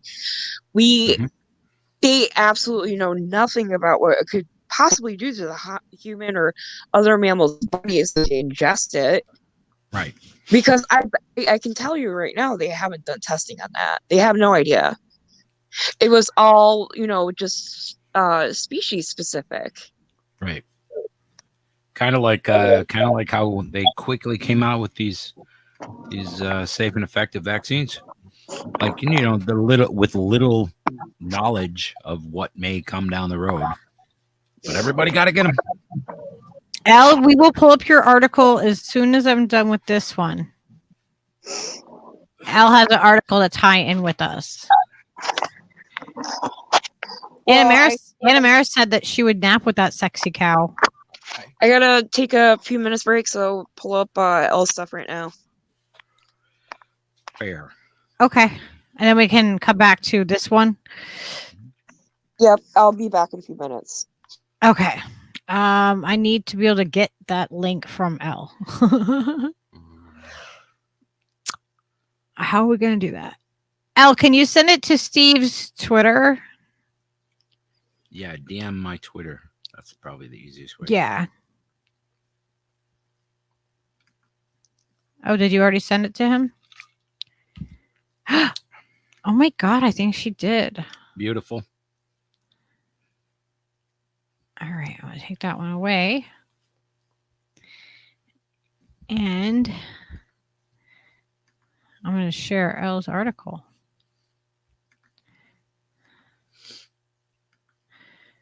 Oh, God, this is going to be creepy, isn't it? That's a great idea. Maybe we send the houseless with a bag of mushrooms to bond with the last of the real farm animals. Definitely. I know you're not going to want your shrooms off those cow patties. Yeah, no, okay. No, that's going to mess with everything, every aspect of the ecosystem. Just like think about what is that going to do to psychedelic mushrooms? Mm-hmm. Help! I'm white and I can't get down. I don't know what that means. Waka waka waka waka. Okay. So Elle sent over this article. 2 women-led startups look to solve baby formula crisis with synthetic breast milk. Oh, God. Boom. Ew, and look at the picture. Oh, it's hideous. That is not what milk is supposed to... That looks like mercury or something, isn't that? That is not milk, bro. Cereal. I would not have cereal without milk, bro. Okay. Though they're years from FDA approval... Helena and BioMilk are banking on parents' willingness to feed their newborns a product developed in a lab. Delicious. Are you kidding me? Well, honestly, they have to get people ready for when they're going to be in outer space, right? You're living in Mars. Where do you think your food's going to be from? It's going to be from a lab. You're not going to have natural food. BioMilk. Kids just love it. The shortage of baby formula is one problem that Laura Katz and Michelle Egger, am I saying that right? Egger, envisioned when they separately decided to develop synthetic alternatives to breast milk. Oh man, they have each raised over 20 million from buzzy backers. What the fuck? Who include in the case of BioMilk, Bill Gates. Bill Gates. Of course, he's involved. Buzzy backer Bill Gates. Because he's always involved. That's how you say it. Though their products are likely from years from FDA approval, their respective 29-year-old founders are confident that their scientific innovations will provide caretakers with healthier alternatives that will be easier for modern families to come by than actual breast milk. Yeah, because that's hard to score, man, when you're out there looking for the breast milk. The question they need to answer, will enough parents make the leap to synthetics? From Bill's. What is this? Is this like changing the oil like from into synthetic in your vehicle? Like, am I going to make that leap into synthetic? Like, I get it's less mileage, you know, like I have to change the oil less often, you know. What the fuck? Take a leap. Can you just top her off with the bio milk, please? I know, right? Oh my God. The idea came for Alina at the age of 23, long before parenthood crossed her mind. Oh yeah, because I'm sorry, but how I felt before I was a mom and after I was a mom about babies, it's a totally different thing. It's a totally different ball game. And I loved kids. I've always loved kids, but being a parent it's so much different when, you know, it's like your own. Like I can't even describe to you what it feels like to look at your child that you just had. You went through all of that pain and all of that suffering, and you hold that child and you look at that child the first time and you're like absolutely in love, like, or at least for me, you know, personally, I was in love with her. I love Skyla more than I had loved any other human in existence, you know, my entire life. Like it's amazing. Mm-hmm. I wouldn't be like, oh yeah, let me just take the leap of faith to synthetic. Like, let me just not breastfeed you. Let me just get you synthetic. Like, this reminds me of the conversation I had with my mom the other day. Yesterday. She's like, yeah, all these food buyers are all this inside job, and she thinks the baby formula shortage is engineered, and like, yeah. Yep. Like, even there's a lot of people, even people who aren't that are seeing through the bullshit with this stuff. Yeah. And she was saying how, you know, growing up they had mixed enriched enriched evaporated milk with water and as formula, and kids did fine. Yep. You know, they weren't like kids did fine, but we also have a lot of health issues now as adults. Yep. That weren't there before we did all these things that, oh yeah, we were fine on that. We were fine on that. Right? But, like our generation grew up drinking Kool-Aid and having, you know, like awful margarine and processed foods. We were fine. We made it to adulthood. Doesn't mean we're healthy though. Yeah, I was put on Enfamil as a baby. So yeah. You know what I'm saying? Like that reference of, oh yeah, well, we were fine or they did fine. No, actually, like generations before that did a lot more fine when it wasn't 1 out of every 2 people is going to have cancer, when it used to be like, you know, the numbers were absolutely in the far opposite direction. Like, you know, it was not a common thing. And now it's like, oh, everybody basically, you know, that, you know, is going to have cancer. Well, my mom thinks it's really shady that, you know, they have this shortage, and like, yeah, public health officials are saying, you know, telling people don't use these baby formula recipes, don't make your own, you know, basically suffer without the formula that you need for your kid. You can't do that. Like, and like parents can't just go and pick up whatever. I mean, I breastfed, but I know other parents, like, you can't, like, kids become like they want a certain brand too. And like, if that brand is not available, like the baby, you know, just in formula in general, like, you know, babies become very like, they want that same thing. And I don't know, I guess they taste different. I don't know. Well, the thing is, you know, these public health officials and all these other officials are basically saying, starve your kid and possibly let them die. Yeah. Over making your own formula that might make your kid a little malnourished, but at least they'll live until it's settled, you know, until it's rectified.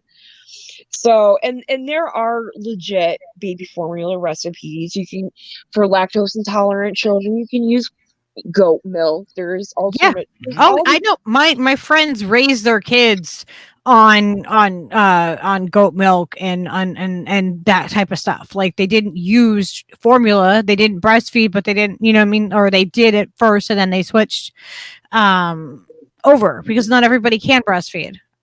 Yeah, So, I mean, there's stuff like either the child doesn't latch, or there's problems with lactation. There's medical reasons why some kids have to go on formula, or they have digestive issues, or this or that, lactose intolerant. Yeah.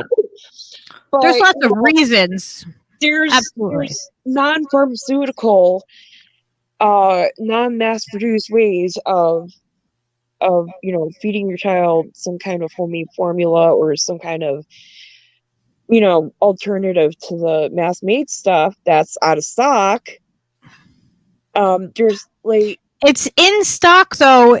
People are going to Mexico City and they are filming there and they have pallets and pallets full of baby formula. They have everything they need. This is a United States problem. It's a United States specific problem. And that's what's really weird is that everywhere else they have it. It's Putin's war. Okay. Well, Yeah. they have baby formula there. They have food there. they want you to use the lab made stuff, wait and use lab made stuff They are pushing it. instead of using some kind of home alternative, Mhm. because they don't want you to leave that mass production line. Yeah, They they want want your they kid want to hooked on control every lab made stuff. aspect. They want to control the supply line. Think about what they do with raw milk. They want to Like, control the people, more effectively. So like a lot of you motherfuckers got to go, And Sorry. also the boop boop also affected women's, breast milk too. Yeah. So I just want to make sure we get through this article real quick. Okay. Boop, boop. Yeah. Where'd you stop? I don't know. Like I said, bunch of rabbit holes. Okay. So she had left her global nutrition class in New York University Master of Food Science program and boarded the N train, playing the Gimlet Media Reply All podcasts to distract herself from the packed subway car. It was when the host described a new mom who drove hours and paid dubious internet characters for breast milk to nurse her infant. Oh yeah, because Dubious. she realized that no one has successfully brought to market synthetic breast milk. What do you think formula is? Cass decided she would be the first. Chemicals. It's chemicals and like dehydrated stuff. Yeah, it's literally what she's describing. Exactly. It's artificial. synthetic It's breast not milk. natural. That's what formula is. I mean, Exactly. funny. So she established Helena used the precision fermentation, the process of programming yeast to ferment into breast milk protein and to make, oh my God, market science made mother's milk. What the hell? Okay, so this shortage is showing us how critical it is to drive innovation in this space to bring more and better access to parents who need to feed their children with something other than breast milk, Kat says. We're humanizing infant formula and making it close to breast milk in terms of the properties that breast milk brings to babies who drink it. We're humanizing? Like, what was it before? Okay. So currently caregivers have the option of feeding infants with naturally pumped breast milk or infant formula, which is cow's milk that is scientifically altered to resemble human milk. So it's basically creating a biosimilar drug.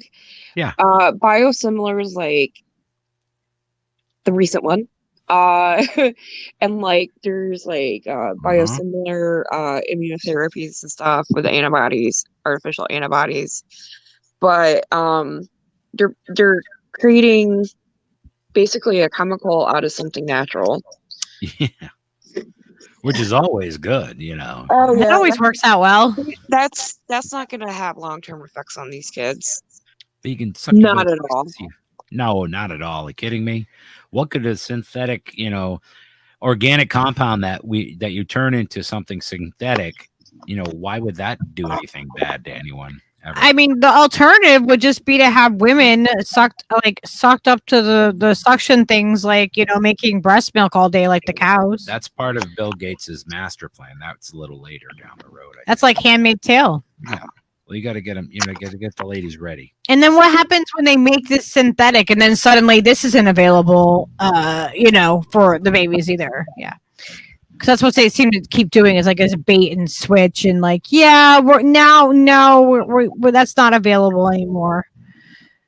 So Katz has raised $25 million in funding from backers like Spark Capital in, what is this, Siam Capital.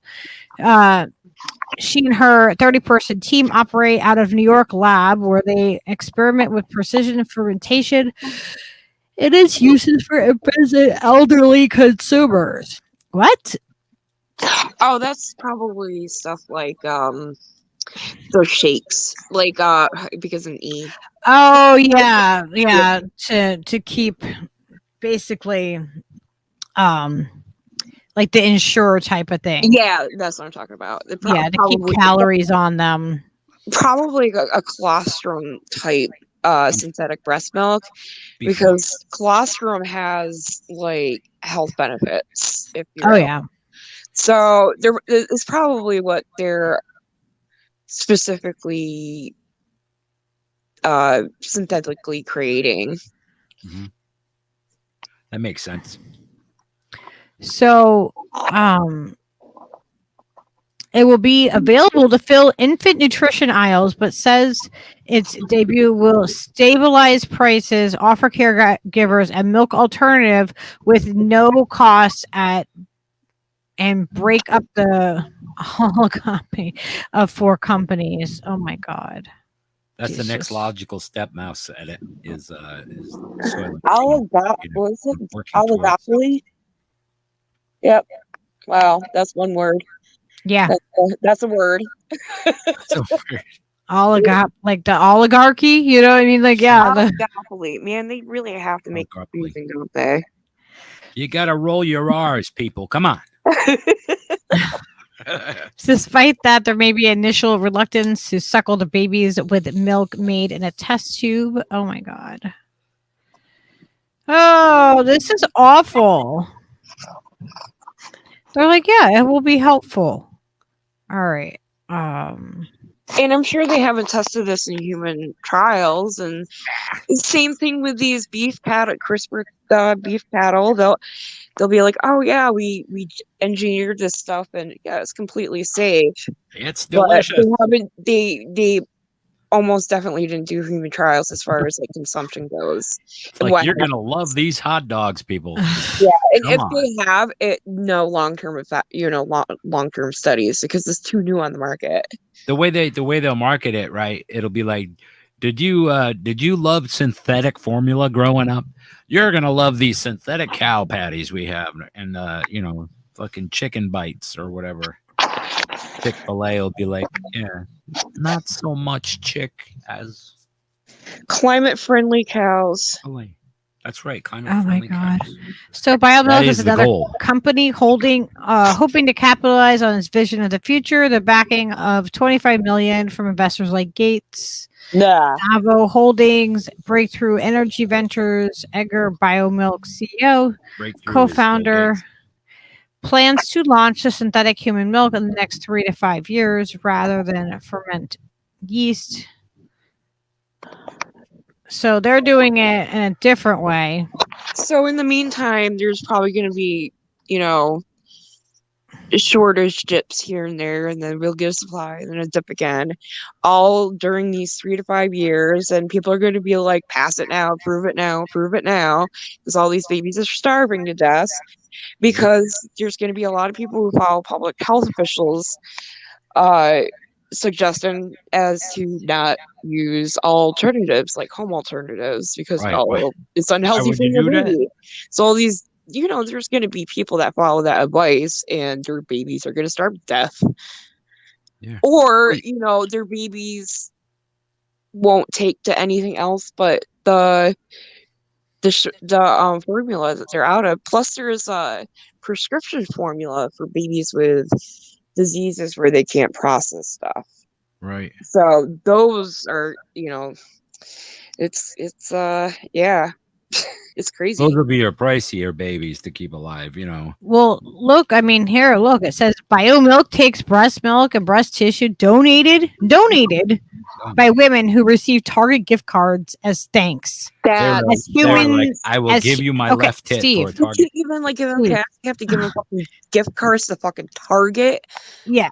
And there's As like human everywhere. And grows human cells that can secrete milk. So like, you get a Target, you get some capitalism. You get to go spend some money at an awful company. And I worked there, so I can say like, So they get not great.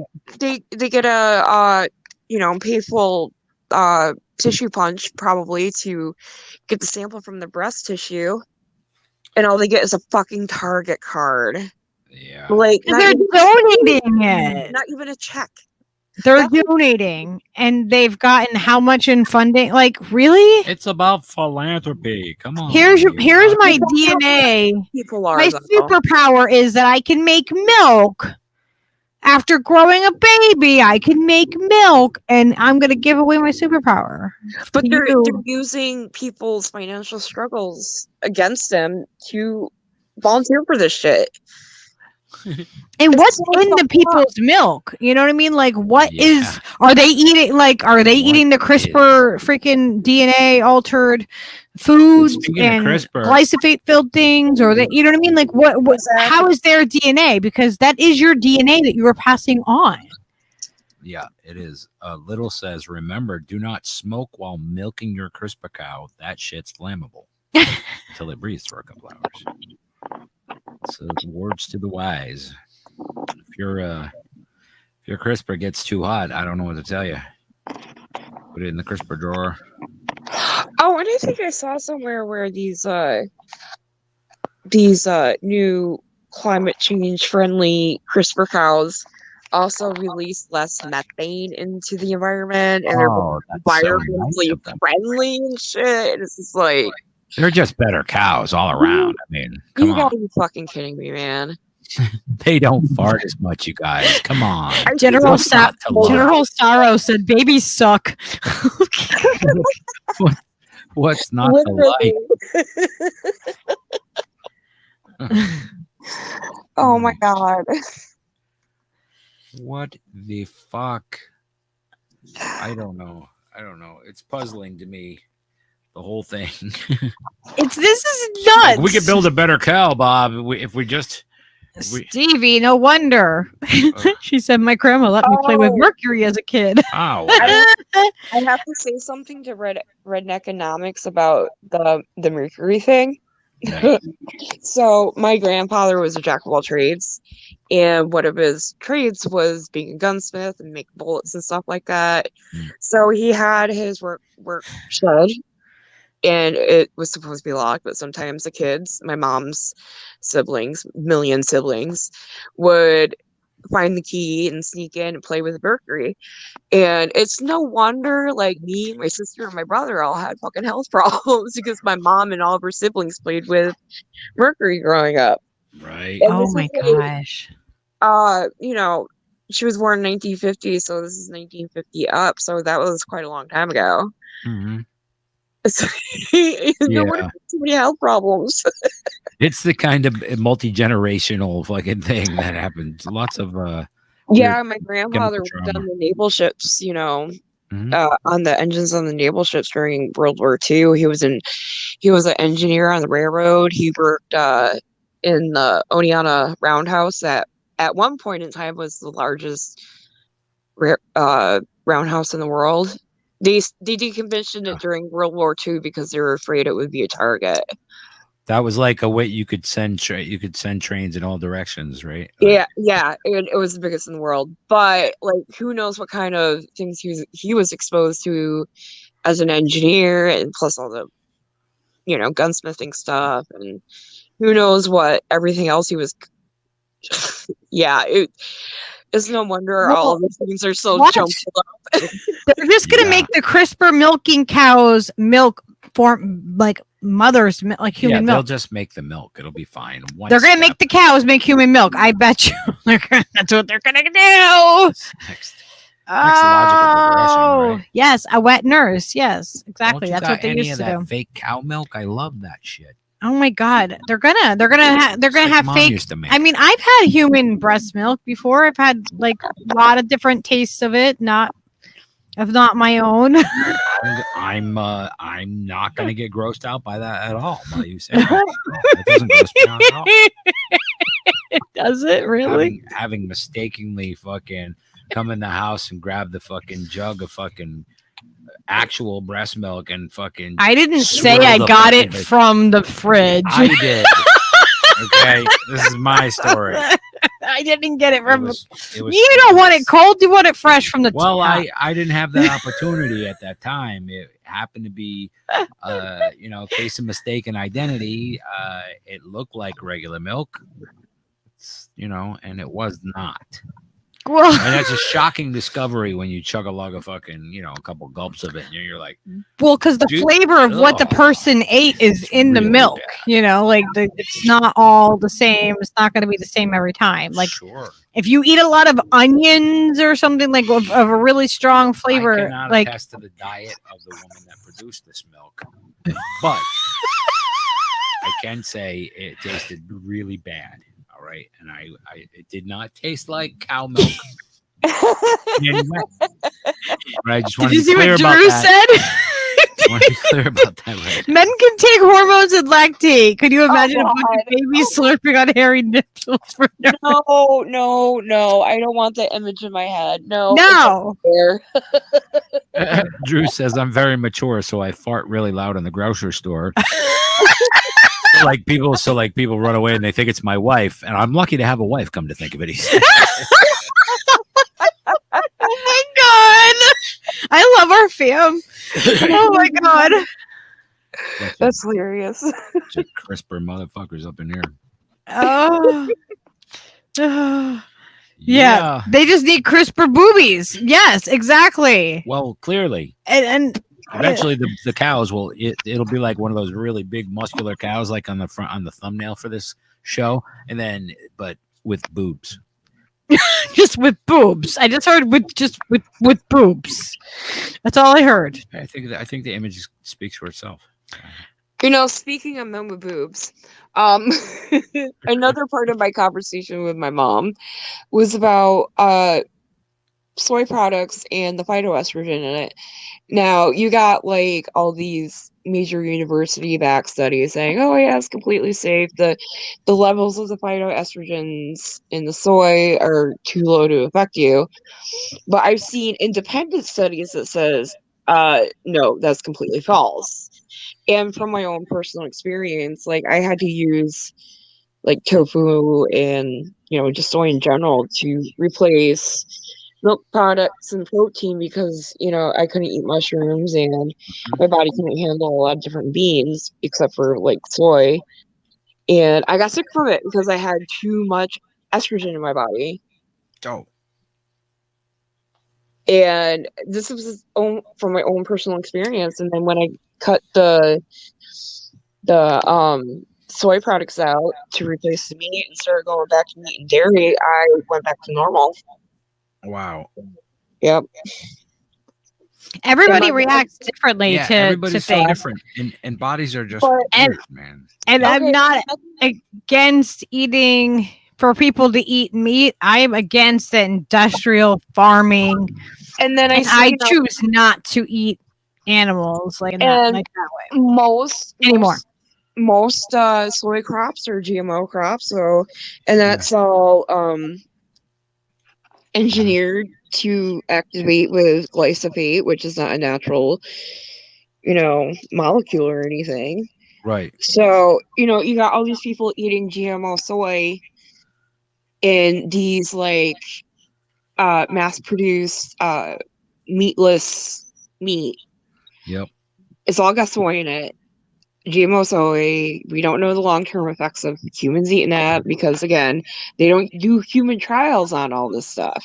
Right. They just like here's some They just products. they basically just say like, oh well, it's not causing mutations, it's doing what we want in this one specific thing. Yeah. So we're In gonna a pass it. mouse or something, or But like they don't do human trials as far as like how it's gonna affect. They only do it on rats, and they don't really. They're shady with their publishing practices. So, going through independent studies, it's just like, it's probably feminizing a lot of males. And, maybe eventually there will be lactating breastfeeding men. Yeah. If they just keep on taking all the meat or, certain all that soy. Yeah, I mean, like they're And then literally replace all changing the the DNA. Yeah. They're gonna have men are gonna lactate, and that's gonna happen. They're already getting like gynecomastia. Eventually, you're gonna just so overload their system that they're probably just gonna mutate to start lactating. Yeah. That will be interesting. Yeah. Mutant lactator tonight. And then Believe me, they don't want to have a you don't want to have too much milk either. Like you get mastitis. Is it mastitis? Yeah. I'm gonna say that right. But yeah, I've had like when I breastfed for 2.5 years, and yeah, if you do not you want that relief of it because it becomes painful. Yeah, my sister had that, but she couldn't express, so it got engorged and it got hardened up and stuff. Oh my god. Yeah.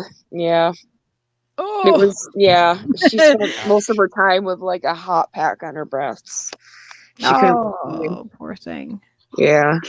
So stuff like that happens, and you definitely need alternatives, but not lactating men and lab grown breast milk. All I can think is all of those rats all over Australia, just hooked up to little milking machines. Oh my god. A bazillion of them. That's what Bill Gates is trying to do. Okay, think about the language around and we'll look at Stevie just put too. Like now they're calling what was it? Pregnant people, not like mothers. Yeah. Like pregnant persons or something. Yeah, or adult, pregnant women.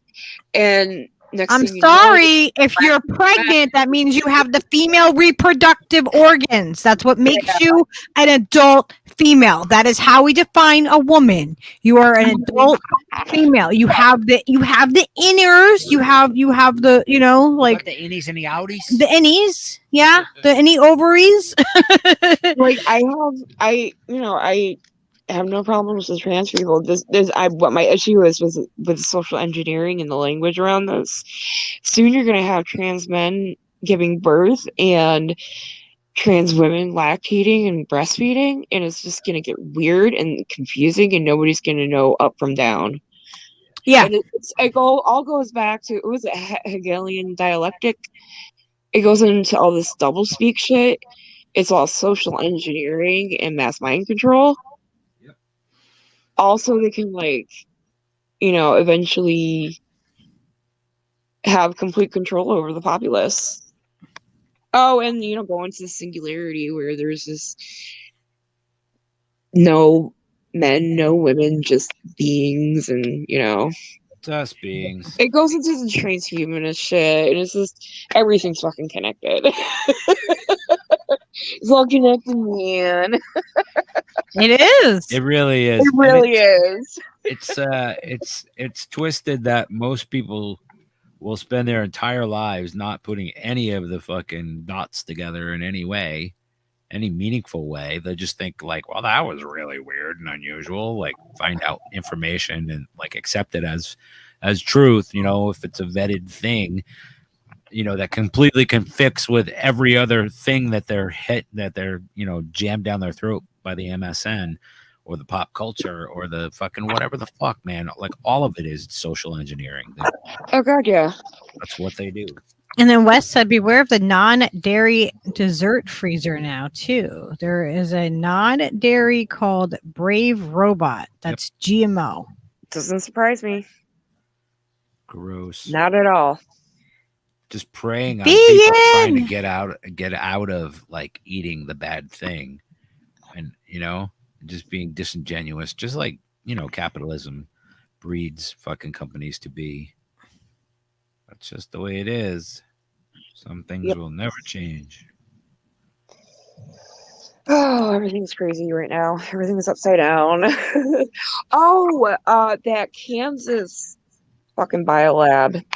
We need to talk about that shit. Yeah. Okay, hang on. Where are we? Let's see. Is this so? Oh, no. I need to go Let in. me get. See, I bookmarked some stuff, thankfully. Smart. Yeah, I know. I sent all my stuff over to Steve's Twitter because it's easier. Okay. I don't think I have any articles. I'm pretty sure that everybody probably has seen it, right? Like all the cattle that we're talking about, like the 3,000 cattle, Piles of cattle. just died. Yeah, it's weird. So back to our cattle. I'll show you. Like this is apparently 3,000 in Southwest Kansas. Move it on over to Kansas. Nothing weird about that.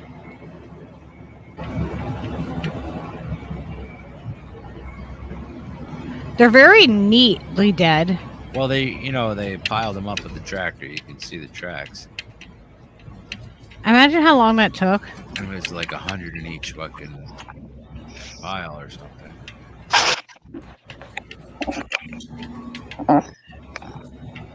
Yeah, that's in Kansas.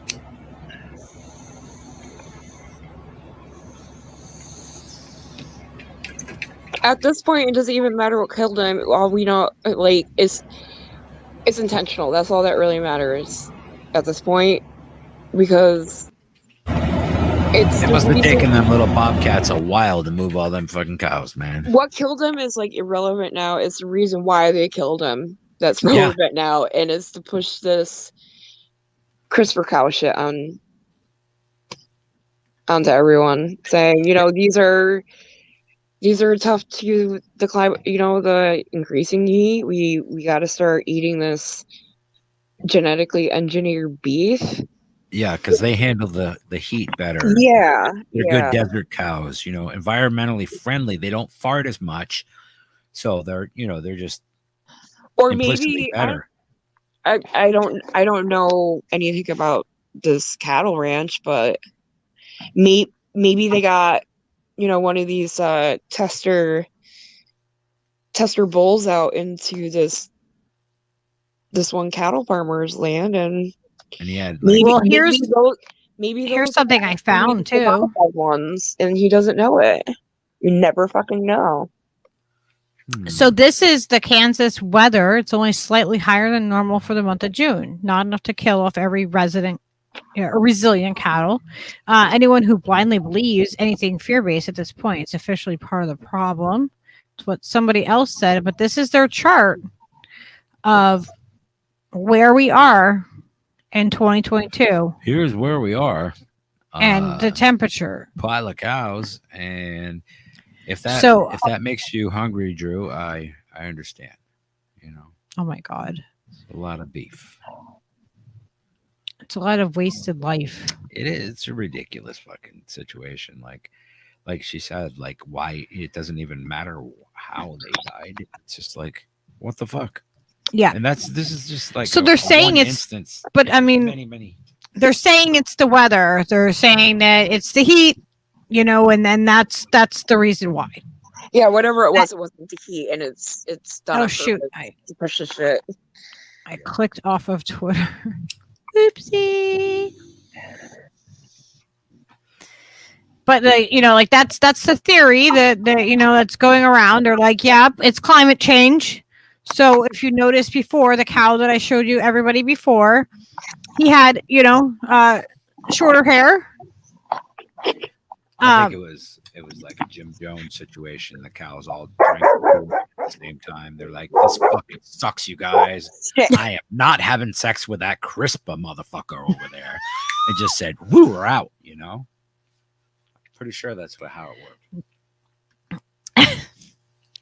Let me grab that tweet for you guys too, so you guys can see that. Right, because I don't think the heat, it's been hot before. Texas gets hot, Oklahoma gets hot, Kansas gets hot. I've driven through Kansas in the summertime, and on the 4th of July, as a matter of fact, we got stranded in Abilene, Kansas. It's not Abilene, it's Abilene, okay? Don't get it fucked up. Okay, so I'm sending you a link to my private cat. Oh, shit. Now, I only just pulled up this article, but it explains, it was like, I think it says 2019. It's about basically the Manhattan, Kansas replacement for the Plum Island facility. Because they shut down Plum Island, and they're shutting down Plum Island and replacing it with this Kansas biolab. Well, the biolab, the new Plum Island one, is going to be directly across the current one at the biosecurity research. This wouldn't tie in. All right, come on, right? Oh, we're grasping at straws here, obviously. I mean, it's 2 hours away. Okay, nothing should be. nothing fishy about this new lab. No. Nothing to see here. But, that's what she said. Okay, so the new lab is going to be right across from the current lab, which is the Biosecurity Research Institute, which does all this crazy shit already. Yeah, this is from January 22 of 2019. It's just like, And just to remind everybody, we live in Connecticut, where I lived in East Lyme, Connecticut, and I could look across the water and I could see Plum Island, and I got Lyme disease when I lived in East Lyme, Connecticut in the 90s. Weird. Well, that's just coinkadinks. It's just I lived in northeastern Connecticut at the time, in Belleville, and got the Lyme disease. Isn't it off the coast of Long Island too? Yes. Yeah, we can see it from Connecticut. We can see Plum Island. So yeah, that's our point. Like it's we're right next to New York, and we go up to the shore and we can see it all. It's right there. It's great. Very close by. Yeah, wonderful. Great restaurants and shopping. So I first noticed like 10 years ago the first articles that were coming out about how they're gonna move Plum Island to this place in Kansas, and it's in Tornado Alley. So if you want to put this Plum Island replacement in a good place, it's Tornado Alley.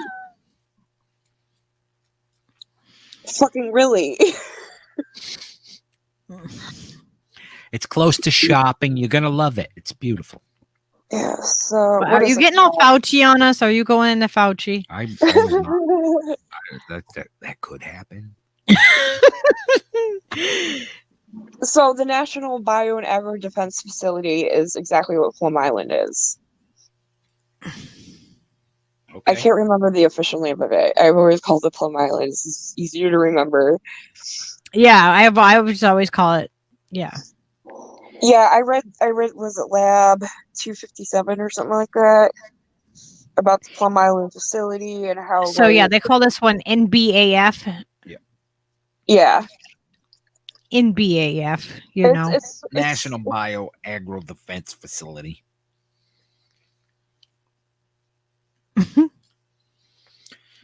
It's a 1.25 billion project which was selected for construction north of Kansas State campus in January 2009. It's on schedule to finish construction in 2020 and will be fully operational by when?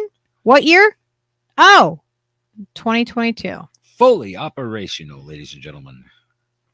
We don't have any evidence to to prove that. And we are just saying that this opened and that happened there in that area too. Yes, they're open. And of course, and there's always a delay because something required more funding.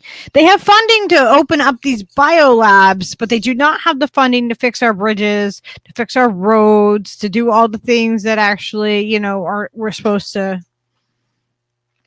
have fixed. They don't even crisp our cows anymore, those sons of The bitches. facility is currently designed, exceeds the requirements for a nuclear power plant. Well, that's nice. So it says if a tornado picks up a 4,000-pound automobile, it hurls it into the building at 100 miles per hour. It's not going to penetrate. Okay, sure. Yeah, if it just hurls this So it's a good 100 Yeah, miles. I'm calling bullshit on that because I've been following like this lab leak stuff from all these different biolabs for years. And there are so many security issues as far as passages go. And so many of these biolabs are supposed to be And like imagine it in the middle of the storm. PSL4. Like, no, I don't believe them. I don't believe them. Come on, they're so trustworthy with all their Suspend your trustworthy, disbelief. Come on. like Right. all the trustworthy words that they use, and they're kind of Thanks. like we assume and Thanks, we little. speculate that it's good.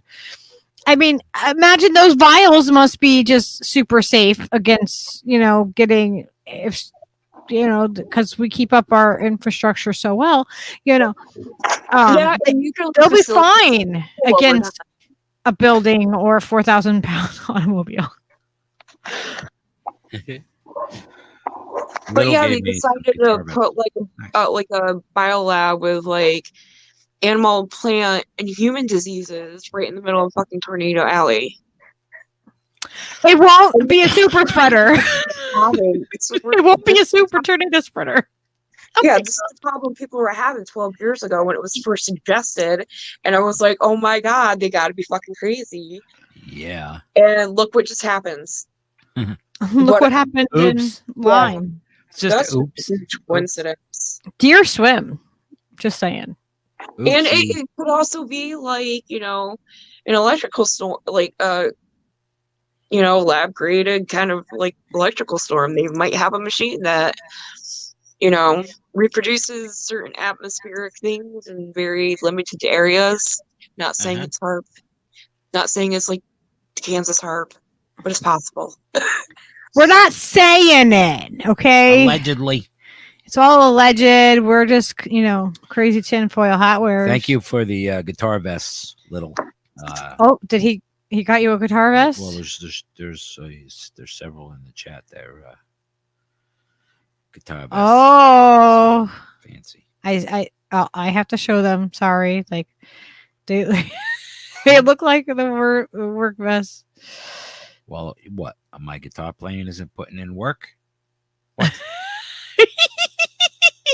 Oh, what the hell? I can't see him. It can't do it. Oh, and Snork said the main version of the NVSL is Plum Island, is in Ames. Is that Louisiana, LA, Iowa? That one for It's in Ames, Iowa. in Iowa for its foreign diseases. Oh my god. Oh, I can't remember the name of the facility, but I know exactly what he's talking about. Al, you can't see Plum Island from your house. No. Plum Island is in New York. I can see Russia from my backyard. I'm just kidding. Yeah, maybe there's a live cam. Deer Deer know how to swim from islands.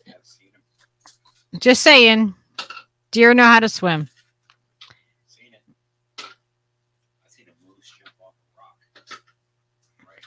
Yes, we are coincidence theorists. Just a coincidence, okay? It's a coinkydink. Remember, as a kid, a Yeah, coinkydink. well, this is a bit of a coincidence. It's like that's kind of like the same flight path that JFK Jr. took when he crashed his plane because he was going from Long Island to Massachusetts. Ooh.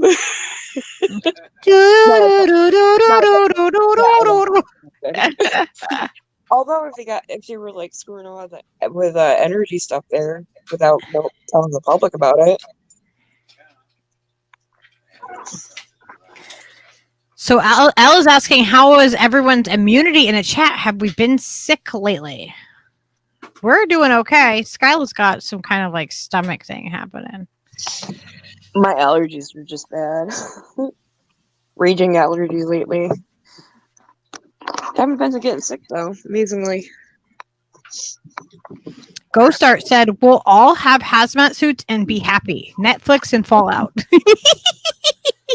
Oh no. That would be a funny bumper sticker. Netflix and Fallout with a gas mask.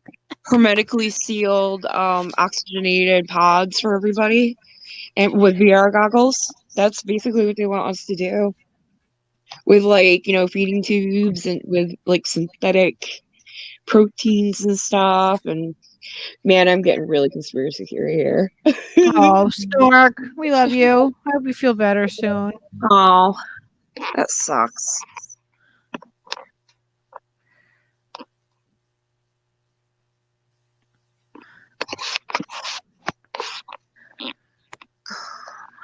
Oh, there was baby deer and a mama swimming in the creek the other day. Oh, that's so cool. Oh my gosh. Drew said, one time I tried to swim across the harbor to impress a foreign exchange student, almost drowned, having a cramp halfway. Oh my God. I woke up with a freaking cramp in my leg today. I scared the shit out of Steve. Oh my God. I got like a Charlie. I used to get these like all the time, but I take magnesium every day, and that really, really does help. Like I don't even know when the last time I've gotten one. It's been forever, like probably a couple of years or something. I don't know. Oh, I don't know why I'm yawning all of a sudden. But I get like this hard Charlie horse in the back of my leg, and like it woke me up out of dead sleep, and I just woke up and I'm like, oh, like I automatically reached over and touched Steve, and I scared the shit out of him. Aw. Like when I got a Charlie horse this morning, and I went like, like, oh my God, he's like, you scared the shit out of me. It doesn't take much to scare Steve when he's a startled waker. Like it doesn't matter. It doesn't matter how you wake him, how loud or quiet or soft, touch or not. It doesn't matter. He will startle awake. Yeah. Sorry, just dozed off there. What happened? You got startled. I got startled. Oh. Startling. He did not. He did went. not. He went up to the bathroom.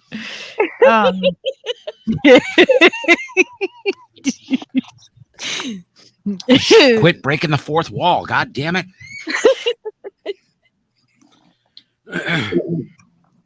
Yeah, I'm a light sleeper too, pretty much. Unless I'm really tired. Charlie horses are potassium deficiency. My dad used to get severe ones in the middle of the night, and his doctor prescribed him to eat one of those like little bananas, like one of those a day, and then he went away. That was his prescription. Nice. I take I just take a supplement of magnesium because I was getting them really bad. Yeah, you probably need potassium too. Yeah. Orange juice has potassium in it too. Okay. Oh, where were we on this article? Okay. So Manhattan was chosen as the facility's location after a 3-year selection process. Once the facility is finished, it will be operated by the Homeland Security and the U.S. Department of Agriculture. If I had an elephant, I'd name him Titus. Yeah, that makes me feel safe. Real safe. No, yeah. Sure. Do you guys play like sleepover games, Lady Alex? She said, my man and I sleep in separate rooms. Fantastico. I'm like, do you have like campouts and stuff? That would be weird. We would end up in one of the other rooms or whatever. Like we would never end up like separate. Steve and I are like two peas in a pod. Like it's just funny though, like to think of it. Like it'd be like you're like, you want to sleep over my house tonight? Let's build a fort. That's how my brain is. Like immediately go there. I don't know. Just saying. Steve, you know what he did? Are mandatory things to process water. You know what he did to me this morning? Water minerals will cause cramping. He took the blanket off of me and just pulled it on him. Like just took it right off. Sometimes that happens. He was sleeping on the blanket on his side, and he just was. I said, "Oh no, oh no! I don't even need that much blanket on me. It's it's kind of like warmish and stuff. I just like to have a little bit of going across me. I have to have some kind of blanket. I think that's a cool thing, Lady Alex. You guys know how to fucking coexist. Coexisting is the thing that you should strive to do if you have another person to coexist with. And if you don't, then you should just try to coexist with everybody else in the world, because we need to just fucking get the fuck over ourselves. Deal with it. Okay? This has been your pep talk. I hope everybody feels better now. I don't know exactly what I'm talking about, but I've never let that stop me before, so... I had to close my curtains so my dog would stop barking. People walk really close to the windows at night, and it spooks her. Right. Yeah, I don't see anything wrong with sleeping in a separate room. I would miss Steve though. Like, we're weird, okay? We're just weird. We're like really. I don't think it's weird. I think the way anybody, like everybody. Why did you turn the light off on the bird? He was perfectly fine until you turned the light off on him. So funny. He used to be the opposite. He used to want it all dark, and now he's changed his mind. He's like, I want to be part of this. Come on. I mean, he's like in the room, like he can't see us. So it's the NBAF is currently planned to be used for researching 8 harmful animal diseases, which is why security and safety precautions at NBAF are enhanced to be state of the art. It will be a biosafety level 4 lab, the highest level of security for hazardous organic materials, and the level of security needed for pathogens with no cure or treatment. Yep. Oh my God. Completion is supposed to be this year. And okay, so that other one sent you. Hang on, we're not done. Okay. 4 of the 8 diseases at NBAF will focus on are being studied at the Biosecurity Research Institute at Pat Robert Tall, including African swine fever virus, classical swine fever virus, owned by K-State. BRI is the first and only non-governmental facility in the U.S. approved to work with these pathogens. Now, I didn't get into researching the private donors for Kansas State University. That will be my next thing. Yeah, we're not like letting this like float away. There's like some nasty connections there. So they're going to have 46 research rooms focusing on livestock diseases. This doesn't seem like it's a coincidence. The next paragraph.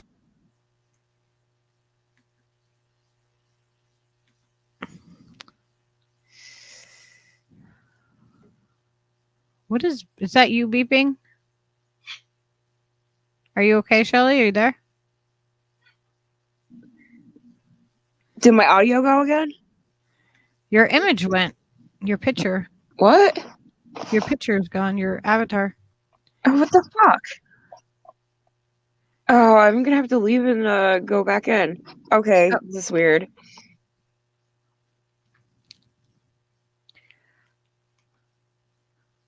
All right, I'll add you right back. So weird. Talking about things and they're messing with things and cutting our streams and doing things. There we go. What the Good. fuck? Okay, this is the second time I've had to do that. Oh, and so like look right here, like right as we're about to get into this, we do quite a lot of research on animals, said Stephen Higgs, Associate Vice President of Research at BRI. The purpose is to ultimately save the lives of animals, which is something we take very seriously. So that's why they're gonna torture them. Yep. They get the best veterinary care. That's a lot of scrutiny and oversight and protocol development. Another animal disease, that will be studied at NBAF is foot and mouth disease. Research is currently being conducted on the disease at Plum Island Animal Disease Center in New York. And they've been focused on that for decades and decades. Yeah, like, are they talking about like hand, foot, and mouth disease, like what kids get? Like Hoof and mouth disease, I think. Hoof and mouth is no, it says foot. It says foot and mouth disease. yes. Mouth. It says foot and mouth disease, which is something that kids get. Yeah. Is that this? I don't know. I like pin that. You know, like let's just note on that. Like something. Yeah, that's a human thing. It makes me wonder if they're like kind of splicing foot and mouth disease with hoof and mouth disease. Right. But yeah, that's where my mind goes. Like, I can't prove it. It's probably not the case, but the possibility's there. Because they're so vague about it in the article. They're just so vague about it. Yeah. Very strange. Yeah. And it's an animal and agriculture facility. Although they do have human pathogens in there too. So go figure. Yeah. This is just.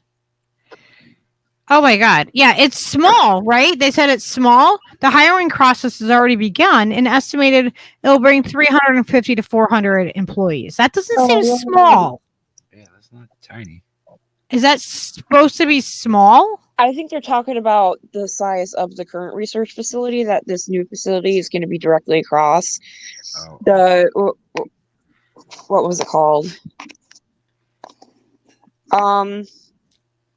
Okay, so go to the second. I just saw this, like, just a quick note of it. The Kansas State research study shows hemp helps mellow out stressed out cows. Oh, yeah.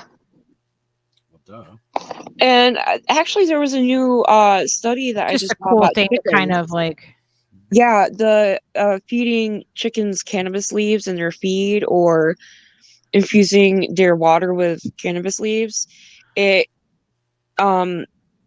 supports their immune system so they don't have to take all these drugs and stuff, and it plumps them up all naturally instead of using all these vaccines, antibiotics, all this other crap that we shouldn't be pumping into animals. I heard they were doing a lot of that in I believe it was Thailand or Indonesia somewhere. Yeah. They're starting to make hemp like in cannabis just like legal and shit. Yeah, I shared an article the other day about the chicken and the cannabis thing. Yep. That's cool. We'll have to do something more on, just on the animals with really that. cool. Yeah. But I sent myself that article just because, it would be really cool to do something on that specific topic. I just saw that as like a side thing. I'm like, whoa, what is this? No, that's actually pretty cool. Yeah. But do you still have the last link I sent you to the Kansas State University research lab that currently exists? I think so. The about page? Yes.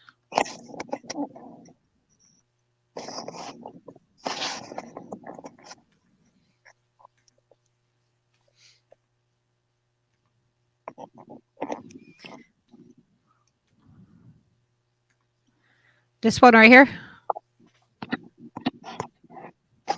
Yeah. So this is the current research facility. But the stuff they actually do, it's a lot. It goes beyond the the pathogen and stuff. It goes well beyond it. Like biosecurity and stuff like that. Lovely. Because you gotta, anytime you can put bio in front of something. Yeah, right. Security. Weapon. All right. So what they have going on here? Like, look how happy she is. She's super happy. Probably just a stock photo. I know, but like, she looks so happy being, in the biosecurity lab. Because she doesn't know what she's doing. You don't know that you might be the demise of humans. CRISPR burgers. She'd probably have a grimace on her face if that was a real scientist in the lab. Right? Like, fuck, I hope I don't fuck this up. Around here, they actually take, like, part of, like, field trips is going to Pfizer. Yeah. That is a field trip. Like, I've been to a Pfizer facility when I was in, I must have been middle school or whatever, like, when I first moved here and in, like, eighth grade.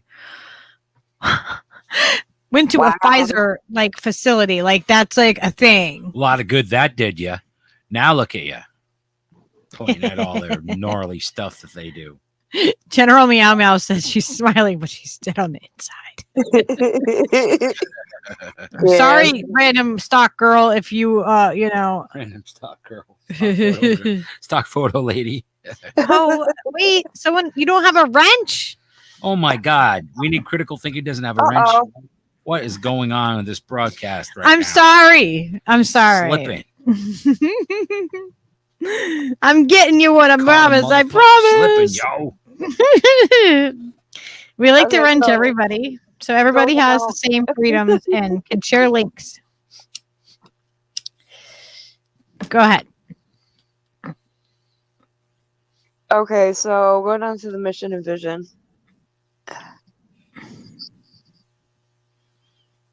Okay, I think I did it.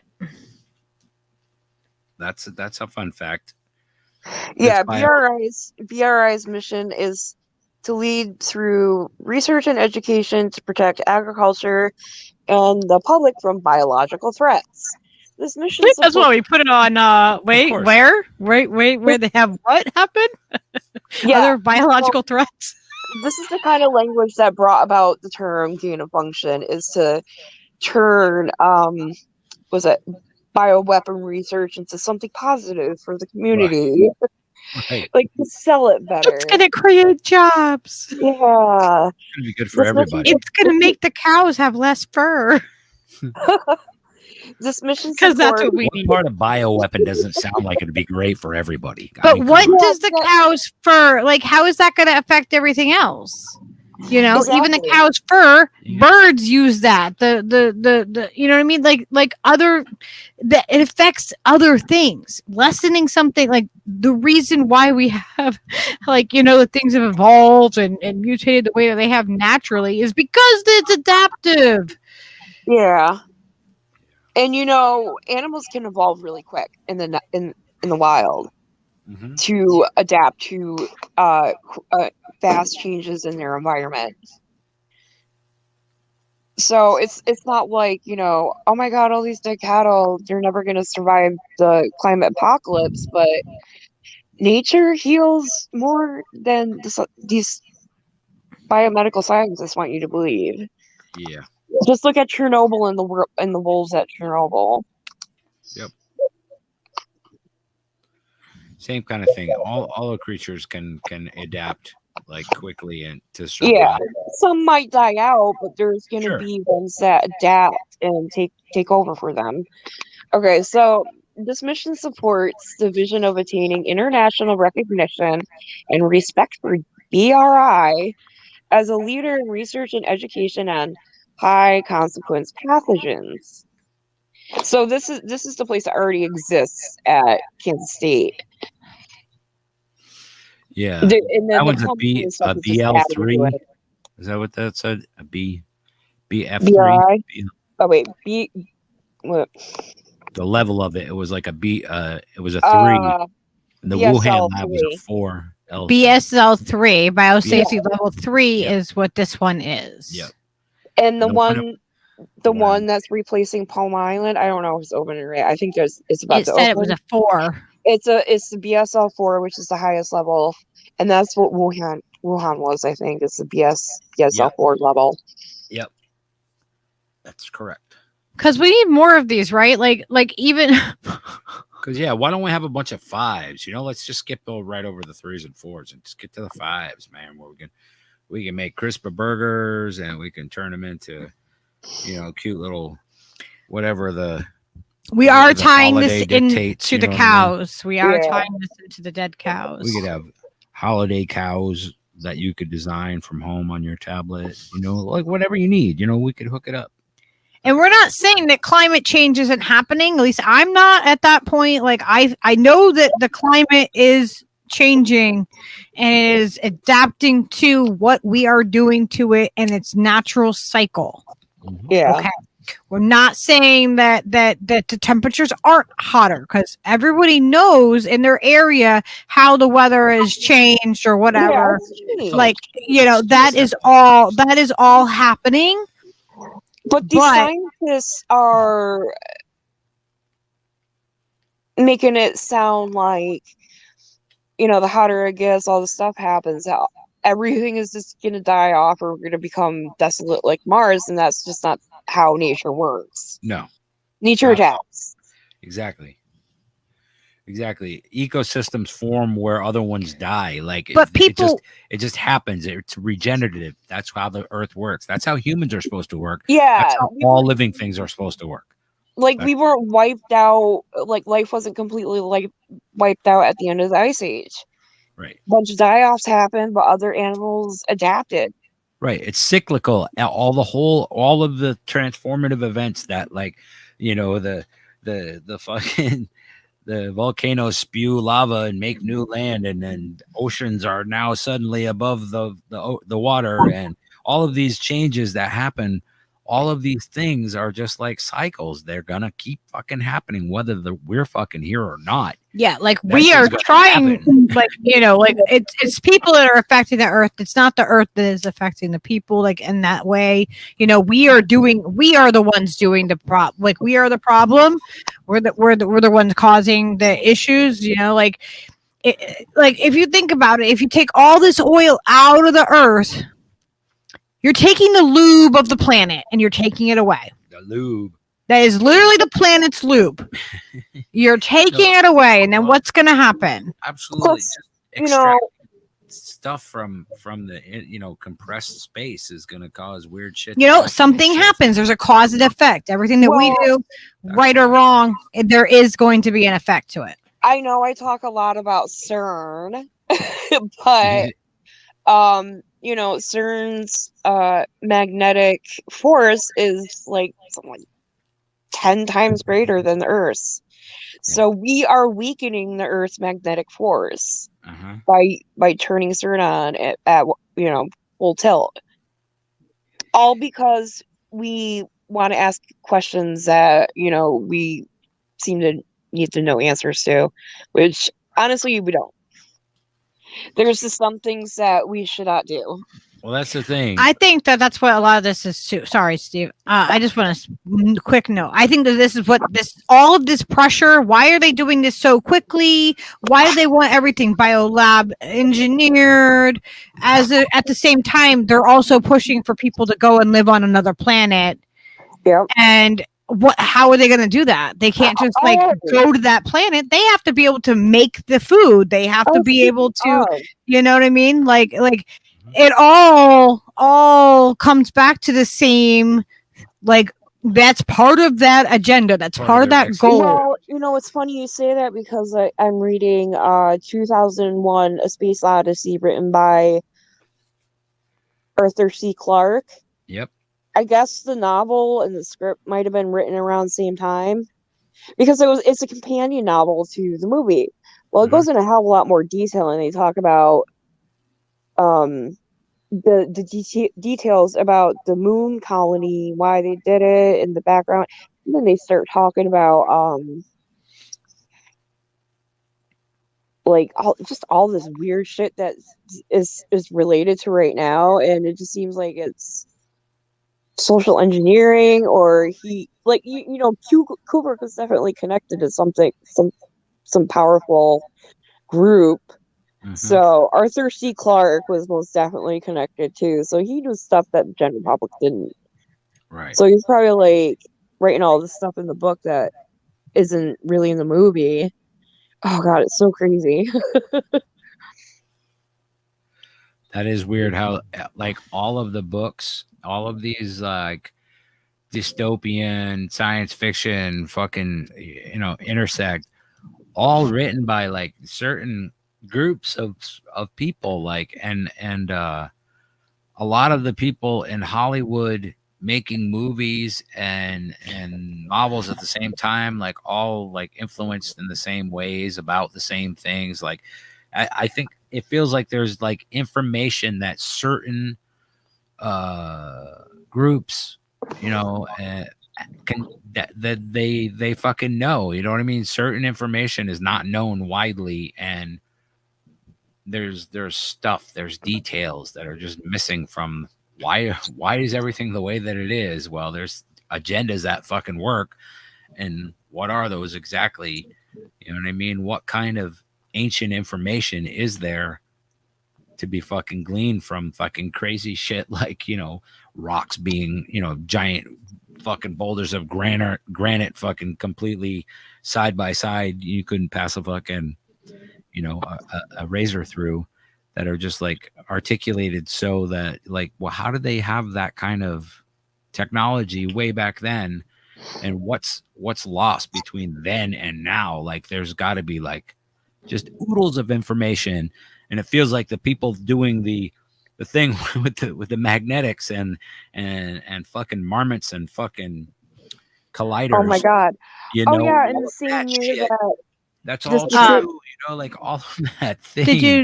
Did you they're after. Did you see what Drew said too? Just as a note, I'm going through the comments before we get too far. Yeah, it's been a long time since I looked into this stuff, so thanks for correcting me on that. It's the same thing.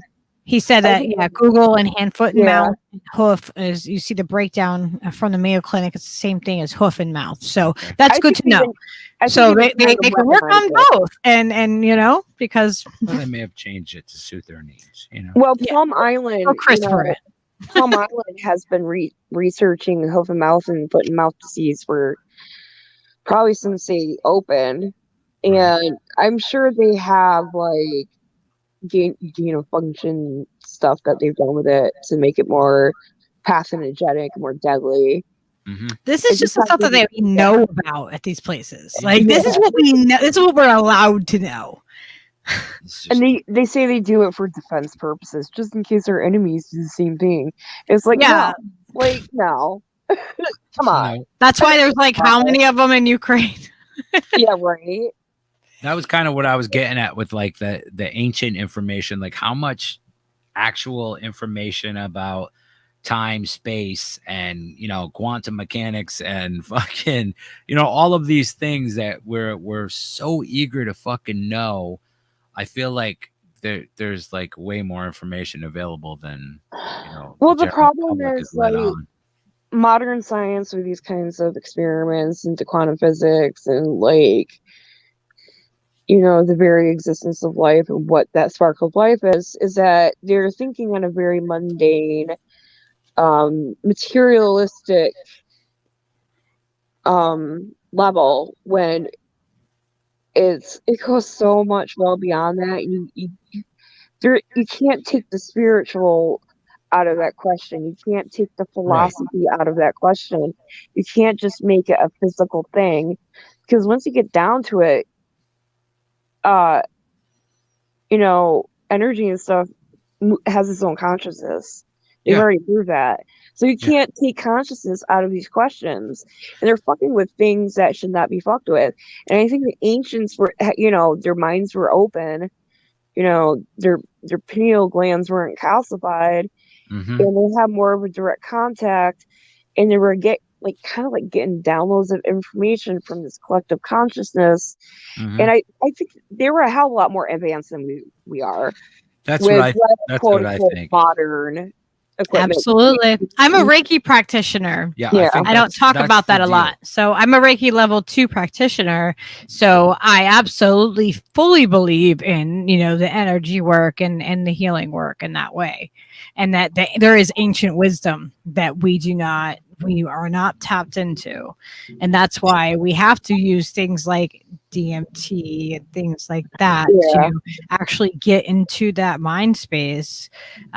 Because Yeah, I believe that we don't have that. every single one of the indigenous, groups of people on this planet all have ancient practices, And everybody of had different using- things, like Yeah, different but- psychedelics and different, but uses. a lot of the psychedelics are very much the same and do the same exact things, and that heightened state of consciousness is attained. And But when there's you do something- that, you there's other realms that become apparent to you, And it's that you adapted don't see. everywhere, though. Everywhere, every part of the globe That's what makes me think. has its own psychedelic that's natural, like native to that area. So that, like, if that doesn't tell you something, like, oh yeah, like we shouldn't have this or something, it's in every corner of the, like, every Plus, not corner because we're a lot because of we're these round. ancient cultures and religions have stories about how there was all these ancient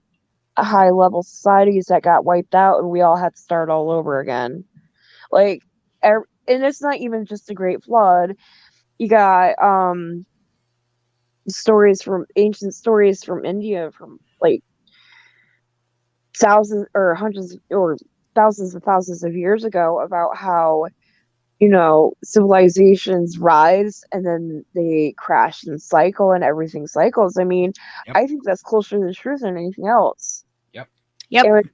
They were more in tap with the collective consciousness or whatever you want to call it, to that amorphous energy that has thought than we are today. We are at our base level today, which means material world and no spiritual connection. Mm-hmm. And that's by design, though, right? Because I think if we all realized how much that we can do spiritually and collectively, and how if everybody on this planet decided at the same moments in time To do a thing. to put positive energy out and heal the planet, and people believed it, we would do it. I We mean, would. they've done research into this that proves that, like, mass meditation towards one specific goal actually works. Mhm. They've showed that energy, depending on your mood or your thought, actually has physical effect. Yeah. We'll have to go. We'll have to The go power into of that. Manifestation is Oh a yeah, real yeah. thing. Okay, that. That power of manifestation, I believe, And that's is something how, else that could go on for hours. But my point is, the scientists aren't taking all this stuff into they're not taking into the butterfly effect, and they're doing the science at a base material level, not taking into And they figure consideration they're just smart enough that when the problem arises, they'll fix it. You know what I mean? I they guess. think they're base gods, and they're not. You're playing God. And I'm not saying that every scientist is doing that, because I believe in science and I think it's important. But I think the intention of how it's used behind it is what is most important. What I'm saying is, like, these scientists that are manipulating things on such a tiny level, and we don't know what the consequences of these things are going to be because of the butterfly effect. right. Like, those are the scientists that are concerning. But you got, like, bioethicists and stuff like that that have been sounding the alarm on this stuff for a long time. Mm-hmm. And a lot of them do have a little bit more of a philosophical, you know what I mean? Philosophical approach. Yeah, kind of train of thought, because that's what ethics is a philosophy. Sure. Did you see what General Meow Meow put here? Fun fact, in the 90s, when first Resident Evil game came out, the developers researched biolabs and how they basically were not secure or prepared for outbreaks. That was the idea for the game. Yeah, that doesn't surprise me, because that's one of the things that caught my interest in the 90s when I was in high school about this stuff. You know, I got interested in the bioethics thing with Dahlia's sheep, and then, you know, all this stuff about the lab leaks and stuff. Like, remember flesh-eating bacteria escaping from the Georgia CDC facility? Mm-hmm. That was a long ass time ago. That was like 15, 20 years ago, I think. Yeah. It's happened several times too. I mean, it's totally it's the Stand. Like every, you know what I mean, every few years, it's like since that book came out, like I just like expected something to, you know, oh shit, here it comes, you know, oh, there's that virus that's killing fucking, you know, 3/4 of humanity, so they get the people down. You know, I really feel like this last bunch of years, last few years have been as close to that scenario as any other time. Like they're getting closer to it. You know, they're probably also, you know, CERN with the magnetic field and everything. Yeah. They're probably also messing with their sense of time too. Sure. That went fully operational. It turned on in 2010, I think, but I think it went to 100% capacity in 2012. Wow. Yeah. Yeah. And A lot of shit changed in 2012. That's wild. That's like they're messing with the space-time continuum by fucking. Oh man, I know we can't. We will do more conversations, but we have to get like we are kind of in the middle of this, and I don't want to. Sorry, I mentioned it. I want to just bring us back a little bit because I'm like I can see us. We're just gonna go. And we're gonna be like, yeah, we never finished that This stream. is stuff I'd love to talk about, but nobody ever wants to talk about it with me. We always want to talk about this. Well, What are you talking about this you know, people in my physical life. Oh well, we are all down for talking about some crazy outer space shit. Like, well, I mean that like when I say. I want everybody to know that this is community here. If you have like an idea and you're like, all right, we really, you know, I really want to, you know, can we dig into this? And, you know, like some things I need help with, you know, just being able to, you know, do some research on it. Like Shelly and I just kind of both like pulled different parts. I don't know. We have like, we share a brain, I guess. Like we both just like pulled equal parts out and we're like, all right, we just kind of threw what we, you know, the research that we did and we found together because we were making connections and we wanted to see if you guys connected the dots in the same ways that we were starting to connect the dots. So, but yeah, like this is a community space. I don't know what I was getting at. So yeah, they do some pretty crazy stuff already in this facility that already exists at Kansas State. And then they're just going to expand it with the Plum Island stuff. And they said that was going to open in 2022. It probably should be sometime soon, next few months. And then I think I sent you a screen cap of a PDF that was on that website about how they do like, was it nuclear stuff and energy stuff there at that lab too?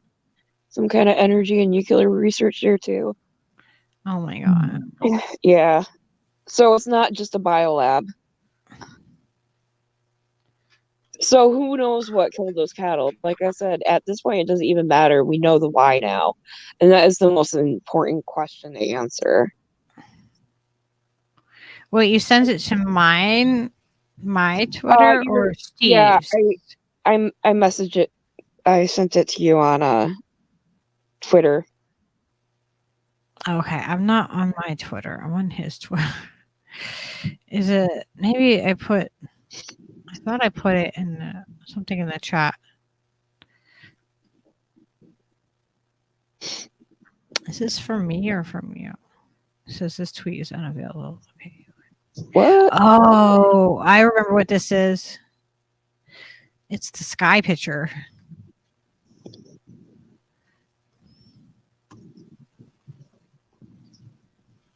Okay. I'm like lost to where I'm at right now. Yeah, it was like some kind of like it was actually a pretty large PDF with long table of contents. I sent you the screen caps of the table of contents of what they do there. I have to go onto my Twitter and send it to Steve unless you have it. Well, I can't get to it because I'm just on my Okay. phone. Okay. Let me see. I have to do it on my on my phone.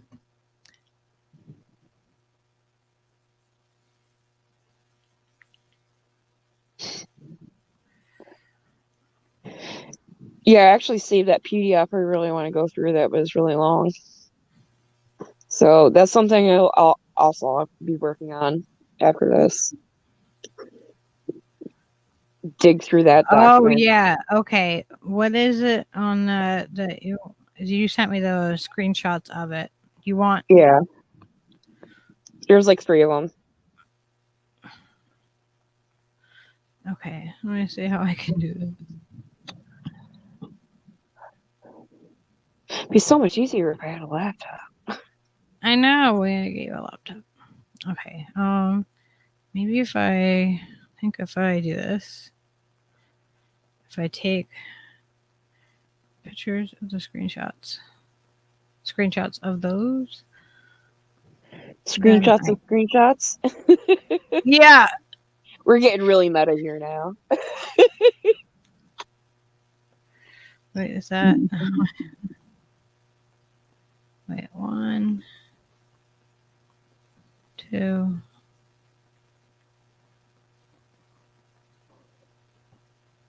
Okay. And then I'm going to send them to Steve on Twitter and then I can pull them up. Oh, good night, Al. If you didn't leave already.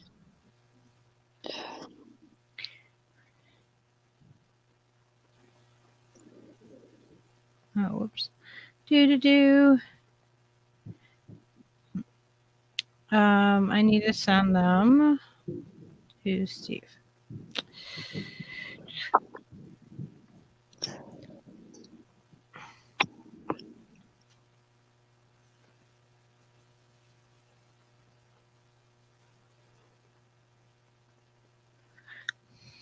All right.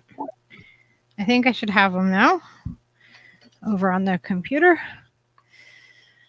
Was there any more about the about us that we were covering here on this article? This is their thing here, right? Yeah, I think that's why I sent you screenshots of the Okay. Table of contents, because this is a PDF file you got to download. Oh, okay. I actually have that. I saved it to my Google Docs, so I can always. Oh, maybe I can send it to you. No, I found it. Okay. I got it. All right. So the first page is just like their.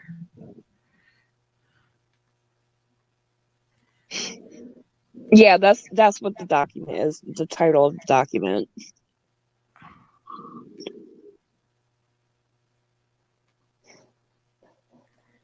Okay. So is that there? Yeah, I did it. Okay. So we don't need that one anymore. So that's chatting up all the in a positive sense of what they're doing in this research.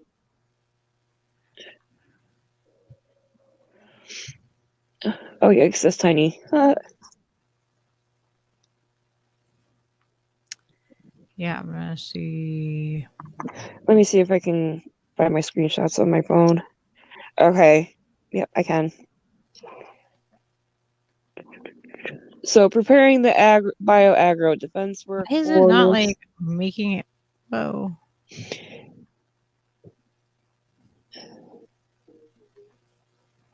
What the heck? Why is it not like making it bigger?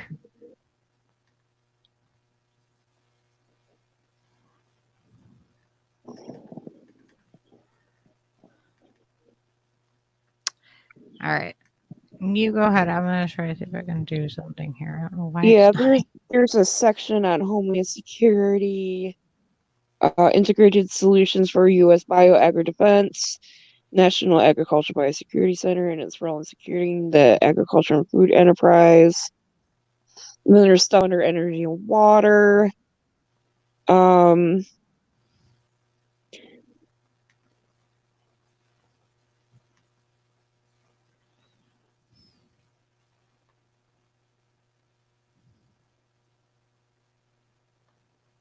Are you there still?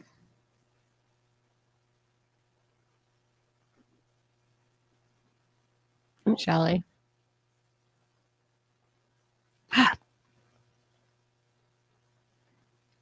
I think she hit something. She hit something.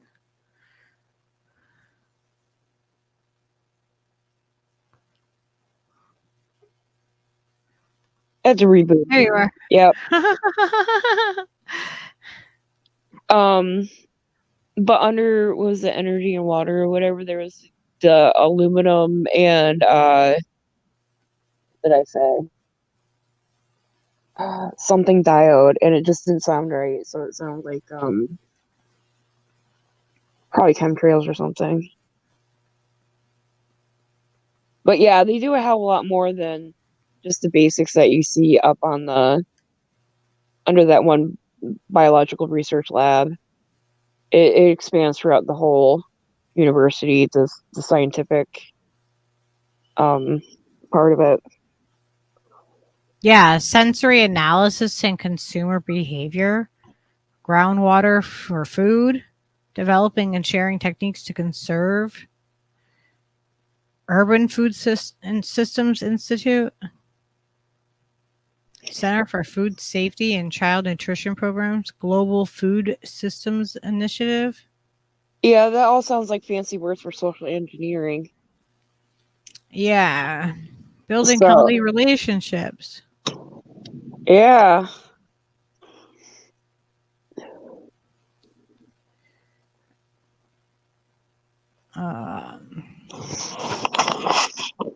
Transboundary and emerging infectious disease of food animals.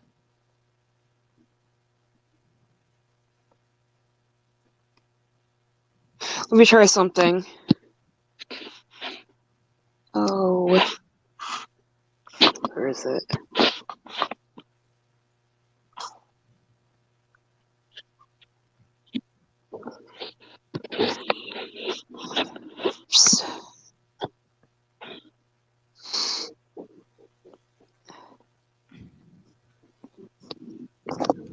Epicenter Laboratory for a network science approach to predict and control the spread of infectious diseases.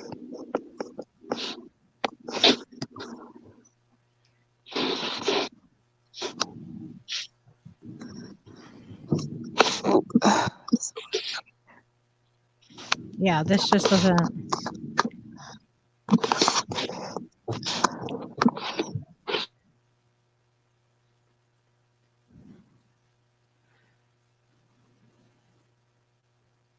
And let's see. Cancer research. All right. You back? Yep. So they have a cancer research. Yeah, I just sent in the private chat, I just sent you a link to my Google Docs. It's available for anybody to view if you want to see the PDF, if you want to open the PDF. So you don't have to download it, you can just open it and view it. You Oh, might be able to zoom in on it if you do it that way.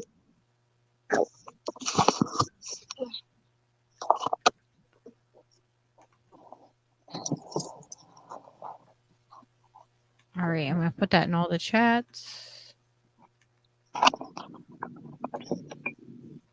So yeah, I only skimmed through the table of contents. It's a pretty big document, so I'll be reading that tomorrow. Dig in and see what the specifics are of these things they do. Hell yeah, this shit's crazy. It's absolutely nuts. Yeah, for sure. Like it if it, it just, oh my God, it zoomed in this page. Like I was telling you earlier, it might be 3 hours from this little town of barely over 1,000 people with this huge cattle ranch where all these cattle died. But, Cornell University has agriculture extensions all over my area. Some of them are as far as like 2 hours away or more from Ithaca. And a lot of these Cornell extensions are in rural areas. They're not all agricultural extensions, but Cornell University does have extensions of certain departments all over the general area. So I would imagine Kansas State University is like that because, I don't know, maybe it's bigger than Cornell. Cornell is basically an Ivy League school, but that doesn't say anything about its size. Like Colgate University, they have a limited amount of students. They're in like this tiny little town out in the middle of nowhere, like 10-15 minute drive from me. So Kansas State University is a state university, so it's going to be a hell of a lot bigger than a private university. So they probably have even more extensions that reach out further from the. Well, she just ruined that train of thought. Hold on.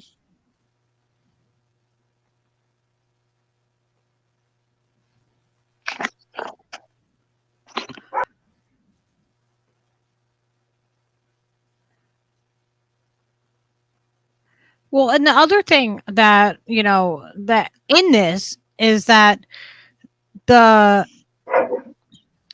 still there. Okay. Yeah, I keep on my audio keeps on going out on this. Like, I can't hear you, so I have to keep on rebooting. Oh no. Yeah, and then she started barking. Stop my train.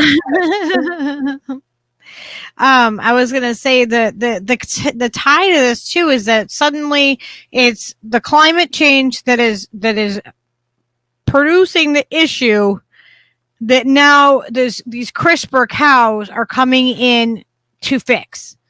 The CRISPR cows are literally intended to be able to withstand more heat. They've made the fur shorter.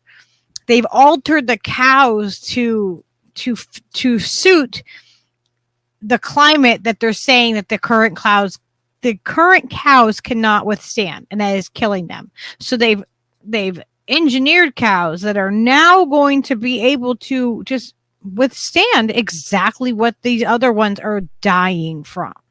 Yeah, I want to say that I saw something about the climate in that that documents table of contents too. I would switch back, but I think that's part of the reason why I'm having audio problems. Oh yeah. Like I can't see, like I have the document, it's downloaded on my phone. I just can't look at it because it's my only device. So I'm like trying to do it from memory, but like I've hacked so much stuff in my brain tonight. Yeah. Oh yeah. No, definitely. So much information. Well, back to we didn't. That's why we got distracted earlier. We didn't finish the article about the cows. The CRISPR one. Remember we were talking about whoopsies. Like we went to the formula. Like we skipped over our article.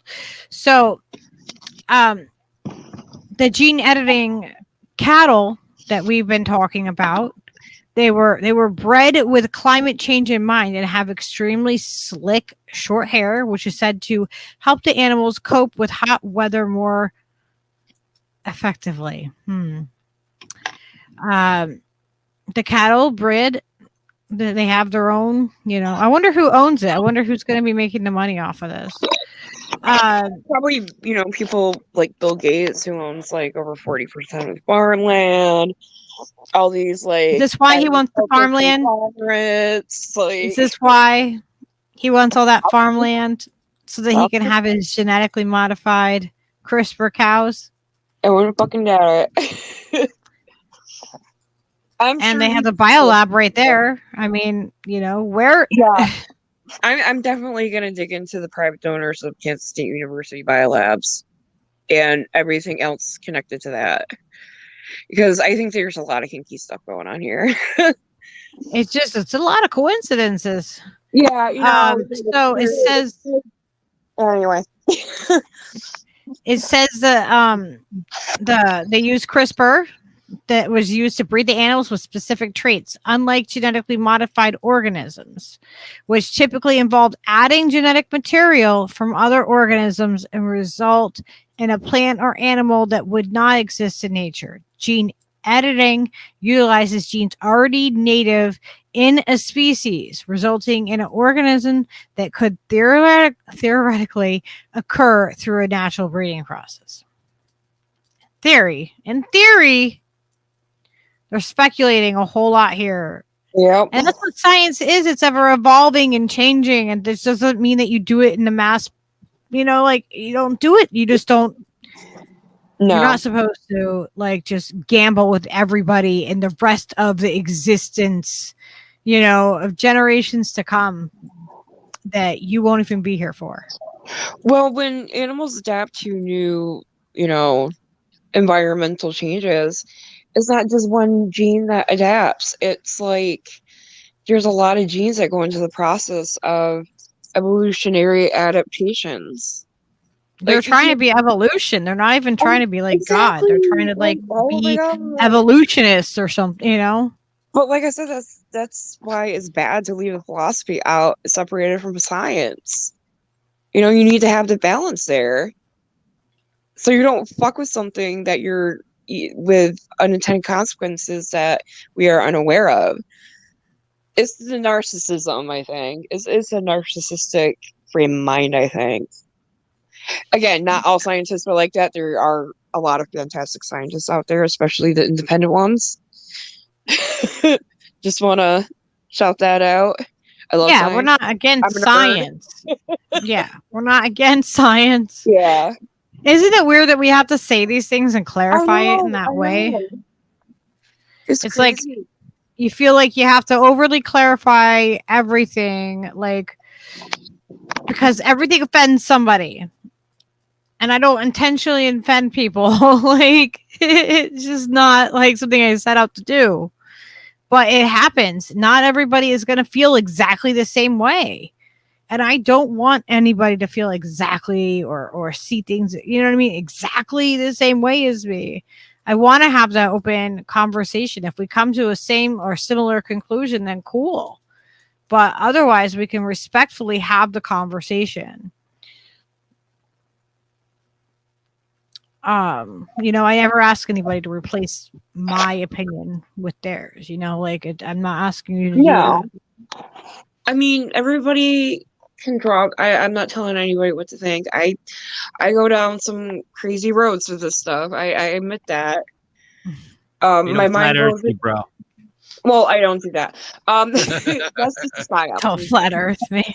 Look, don't get me started on flat earth and Q, man. We'll do that. We can do that as a different stream. That's a different stream. Yeah, that's definitely a different show. Maybe we should start just like a little sub show like Lucky and Shelly's Rabbit Hole Adventures or some shit. Well, the way I know down the rabbit hole. Well, we're gonna have down the rabbit holes. The way my brain works is I take one story and I can see more than just two possibilities, of an outcome. Oh yeah. There's it's like a freaking, it just goes out in a connected web, and it's holy shit, if I pull on this one right here, all of that over there and this and over here is all gonna come with it. It's all attached. This or that, or this can happen, or that can happen. That's adorable. I just think of too many possibilities. You guys sound like kittens, just like kittens playing with yarn. That's just tucking out little pieces of yarn that are attached to scary ideas. Yeah. What scary idea are we gonna pull out this time? Oh my gosh, that's great. That's too funny. Yeah, it is. Remember there was a book like Kittens and Mittens or something like that when I was little and I loved it. Kittens and mittens. There was Kittens and Mittens. That was a golden book. Huh? That was a golden book. You remember it? Oh, Yeah. Yep. I had a huge collection of golden Kittens books with that were yarn, passed Trish. on You know from what I'm my saying. siblings. I had golden books from 1970s in the 80s. So yeah, I have some golden books. I So hope the power comes back on soon too for you, Mr. Gamer. oh my gosh. Yeah. Now that sucks. That totally sucks. We would not be streaming if the power was out here. So. That is very true. So we are grateful for the power not to be out right now. Yeah, I don't. They're getting rolling blackouts. Getting rolling blackouts. Well, gamer. I said it. Said if you get near a K-hole on a flat Earth, you can put your hand in there and pat your own head. Whoa. It's trippy, bro. My God. That's really But, crazy. Like, what about? That makes my artsy brain go, how I could probably like about draw latitude that. and Like, longitude? Yeah, you do that too. you know, like, ooh. My Yeah. brain, like, Well, I'm a very visual thinker, so I think things up as soon as I read them. yeah. Yep. I'll see. Come back. Yeah, we are very addicted to electricity. We are very, very addicted to it.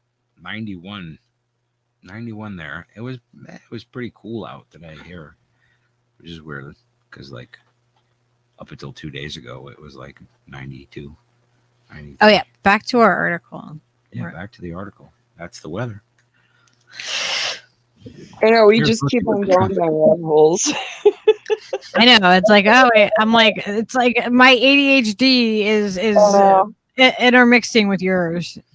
And then Steve's is just always like, you know, it doesn't matter. Whatever, like the last thing that you brought up, he's like, it's assholes in his brain right then. Very random. Yes. It's the balance, man.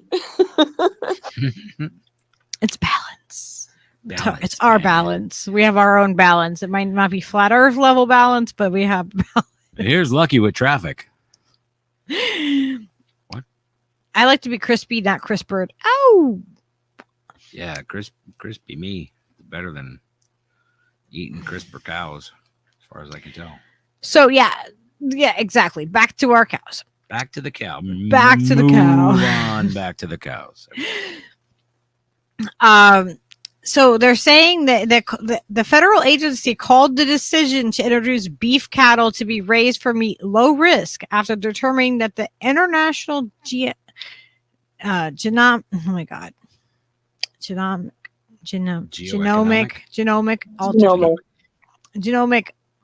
I can't talk now. Alteration, the IGA. Oh, they couldn't just say that. They couldn't say International can say Genomic IGA of the cattle does not cause any safety concerns. Pending a forthcoming safety review, the meat could land on shelves in as little as 2 years. Hell no. And this article is from. Wouldn't it be weird if 2022. like this cattle die-off was actually an experiment with us? Yeah. Not saying it is. Not We don't saying know. it is. We don't Don't have. know. We Just don't saying, know. Wouldn't it be weird? Wouldn't that be weird? Yeah, weird shit happens all the time. So Yeah. you never know. I'm probably wrong. I admit Yeah. that. I hope I'm wrong. But Ostensibly, there's I hope something you're don't. hinky wrong, too. going on here. It's a bit hinky. But Yeah, yeah, I there's think something General- going on. General Meow Meow brings up the point back a little ways in the chat that eventually the scientists are just going to get, mixing the hanky with the panky, and then it gets hinky. And I don't know where I was going with that, but you don't want to. If you mix the hanky and the panky, I think it's obvious they rhyme, and it's inevitable, and it's probably bad. Okay, please continue. Oh, okay. So, yeah, they're calling it a low risk. Why? Because there's not a lot of risk. Oh, General Yamo makes a great point. He's completely right. FDA is just like the BBB. Everyone just pays for good reviews to peddle their crap. Right. That's 100% what the FDA is. In the CDC. They don't even have nice accommodations. Like, it's like they've been completely bought out. Yeah. I think that allegedly that's entirely what's happened.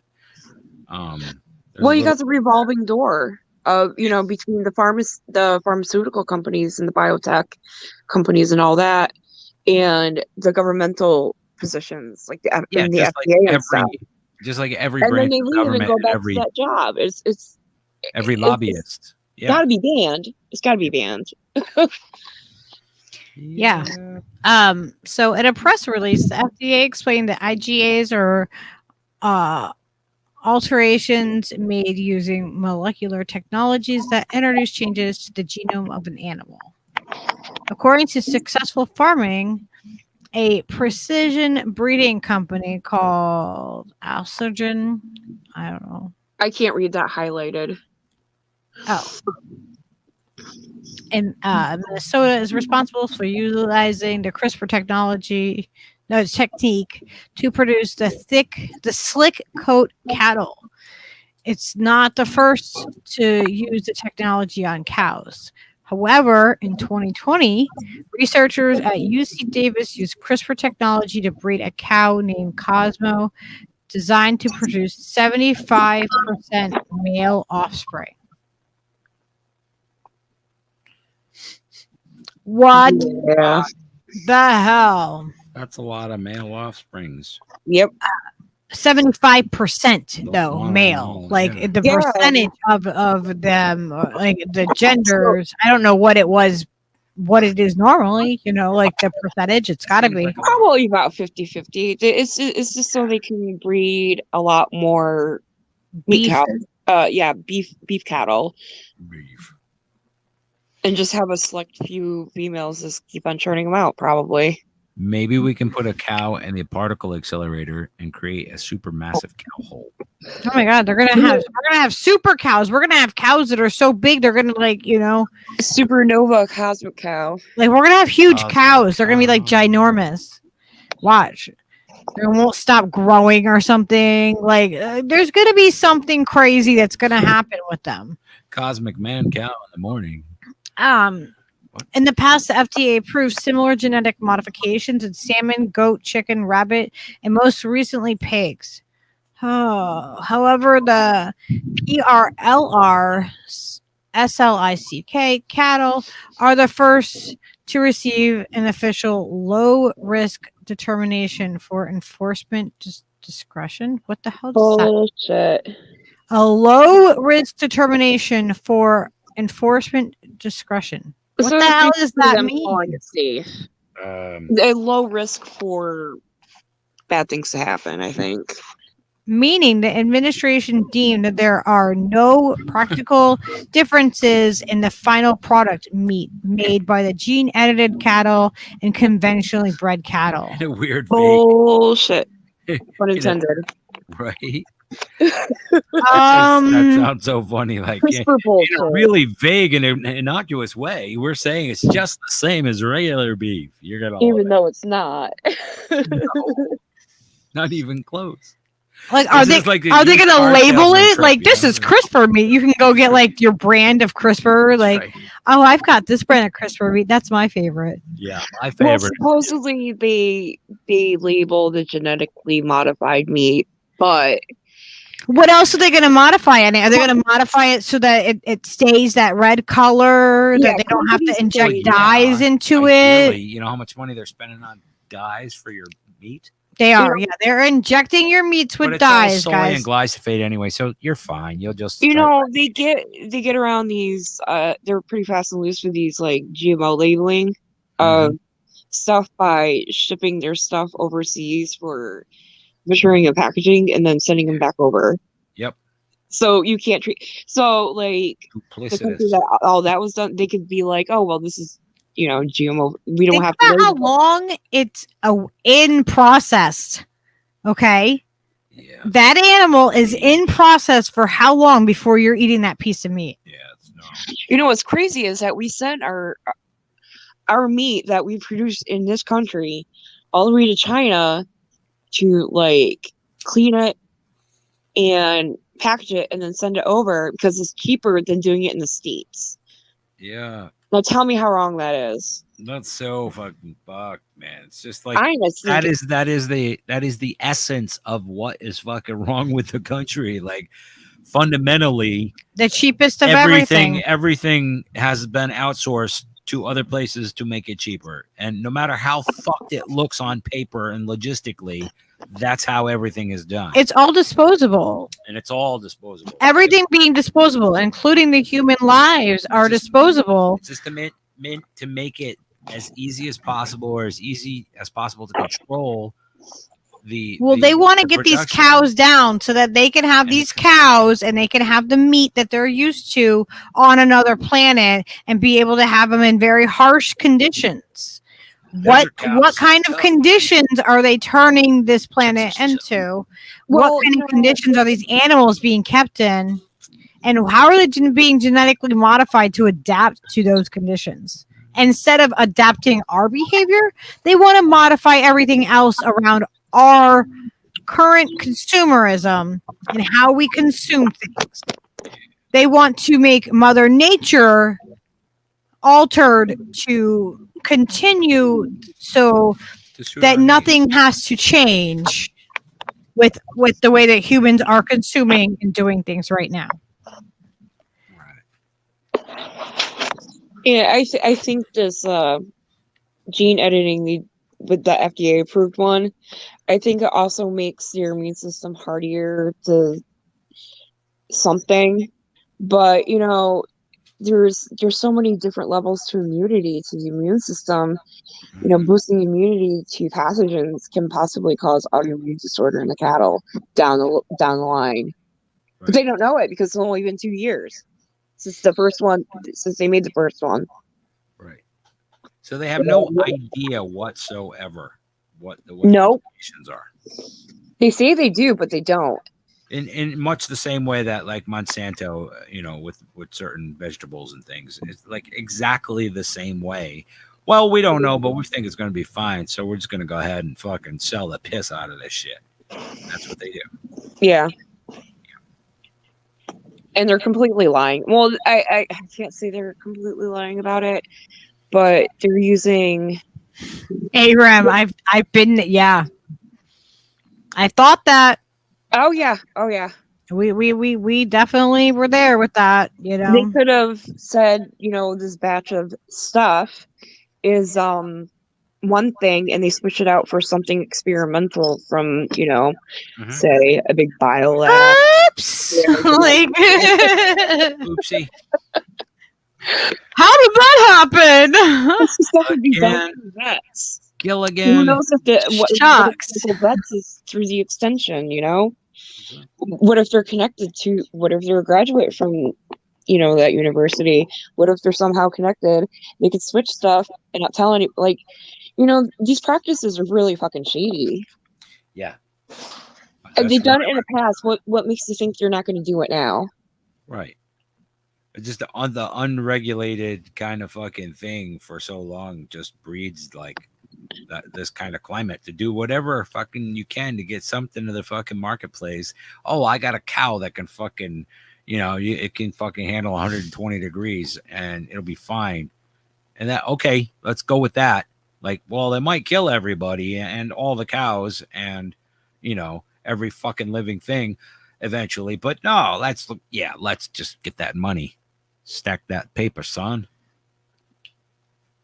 That's what they do. It's just so awful. Zero like thought of morality or yeah, and to move. It is also to move people away from eating like grass-fed local meat. Sure. just more conducive to you buying their product. It's just the manipulation of the marketplace, just like the banks do. Just like it's the same thing. It's that, fucking buy when it's fucking short, and that's what they fucking do constantly.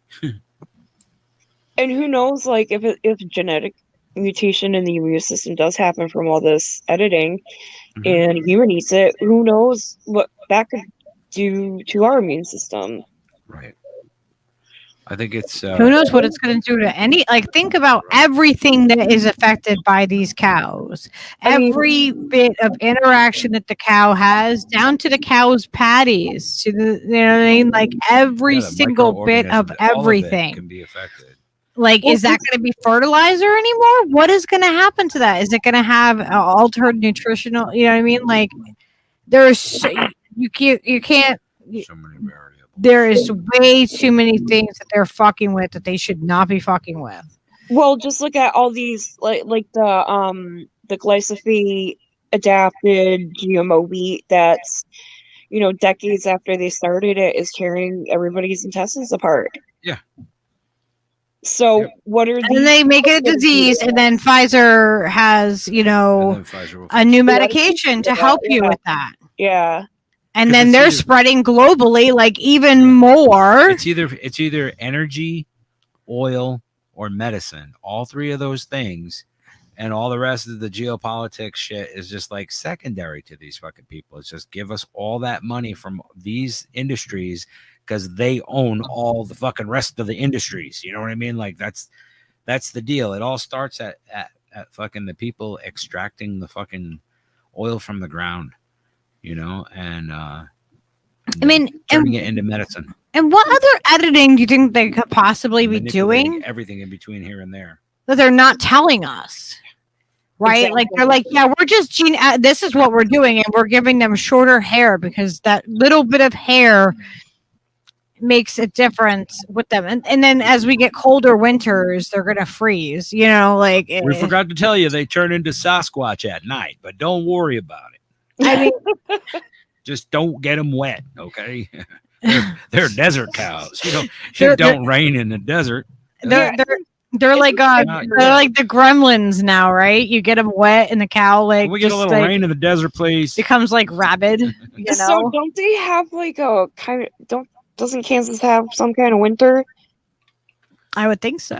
So what are they gonna do when it's not like 105 temperature? And I don't know. The cows do not look right. Deserts definitely have winter. They don't look right. Like, no. Okay, I'm gonna scroll back up so we can look at these cows again.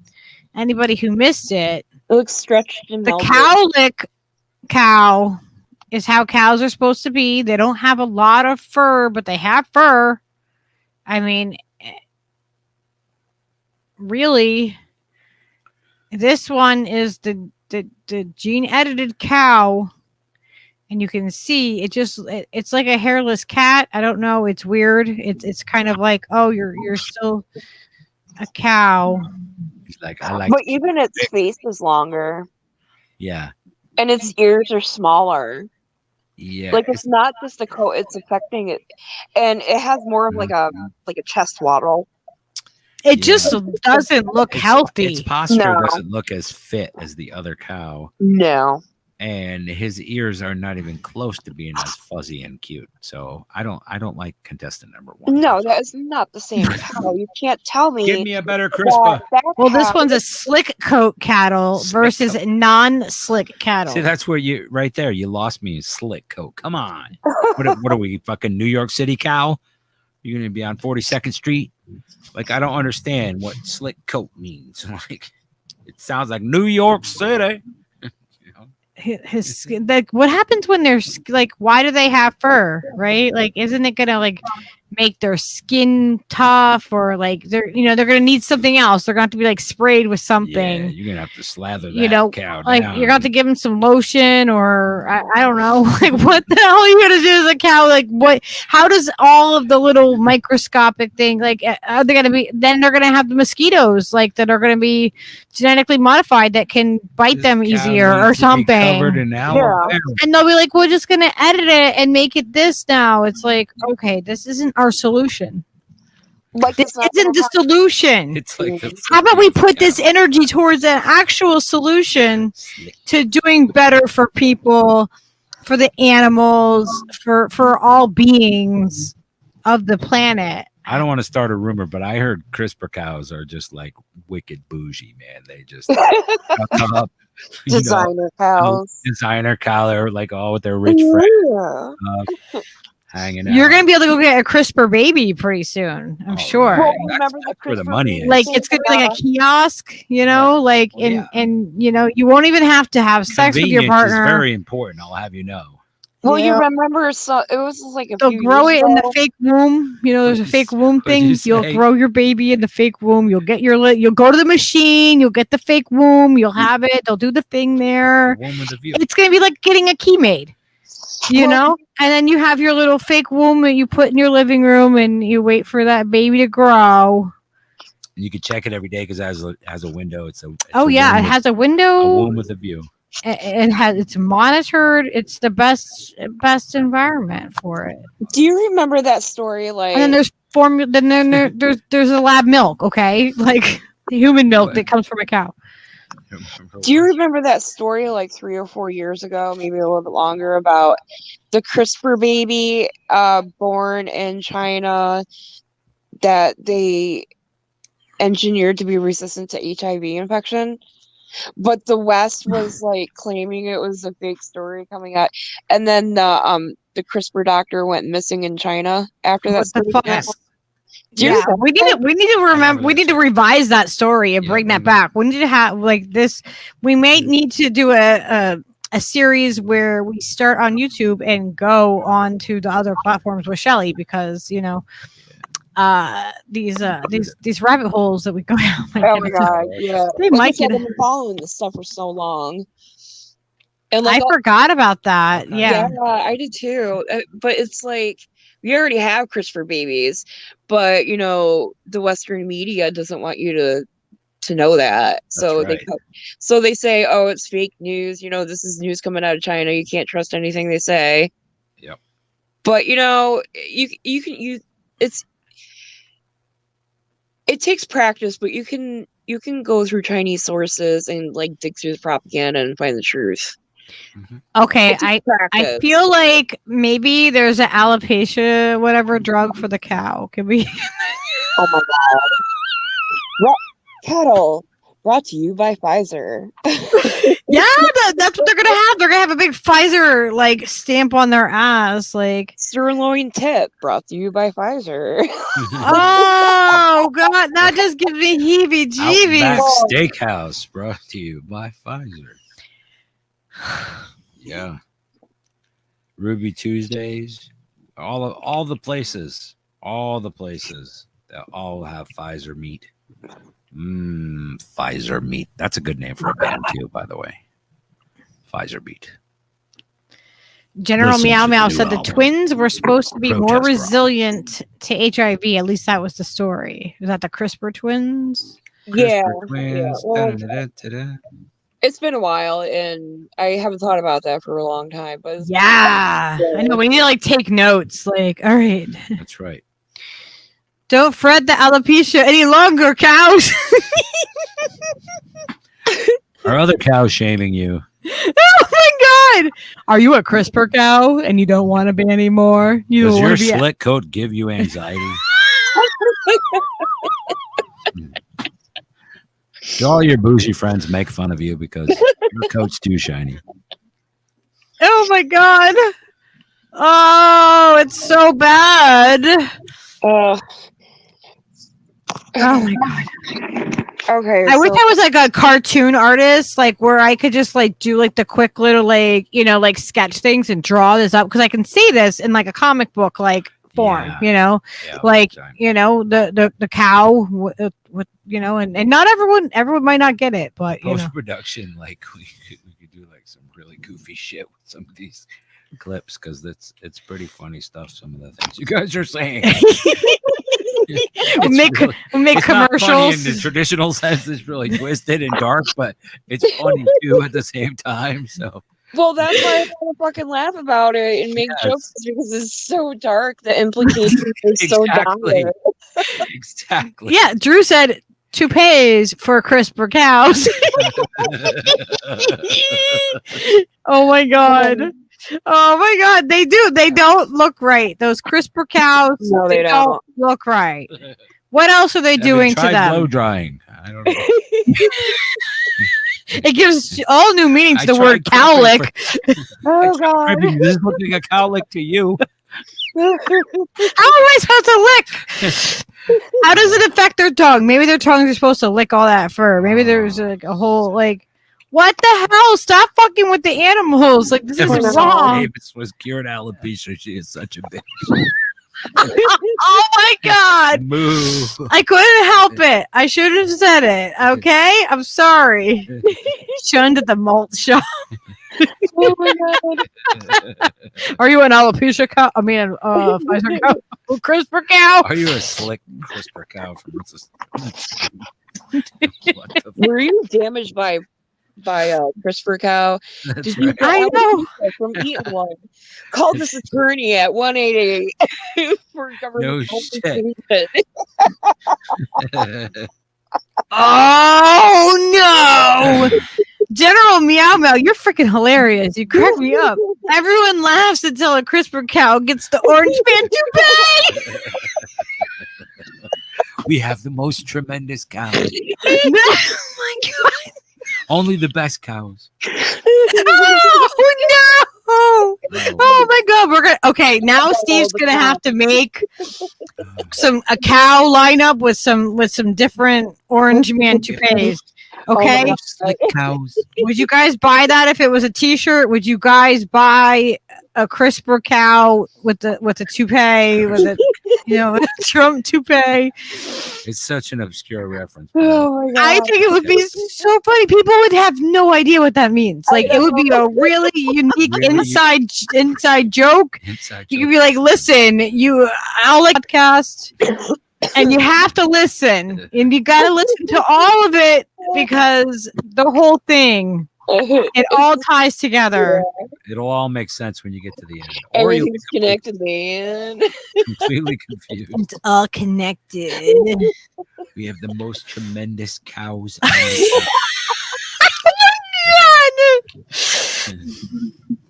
Shit. Oh my god. Oh, Never seen cows like this. you've never seen cows. Like they're beautiful We're cows. like- We have Yeah. the We're most like tremendous slick cows. They call them slick cows, right? They have slick. They're very slick. They don't have a lot of hair. They're the best cows there are. We're like, yeah, we can do like a stream about this in like an hour. We can cover this. Oh yeah, it's been like fucking 3 hours. 4 hours later. The CRISPR and toupee cows can be the new Trump steaks. We did That's make it to the right. bottom of the article, though. We did. Yes. We made. All the Trump states have little cow heads with Trump toupees. Oh my god.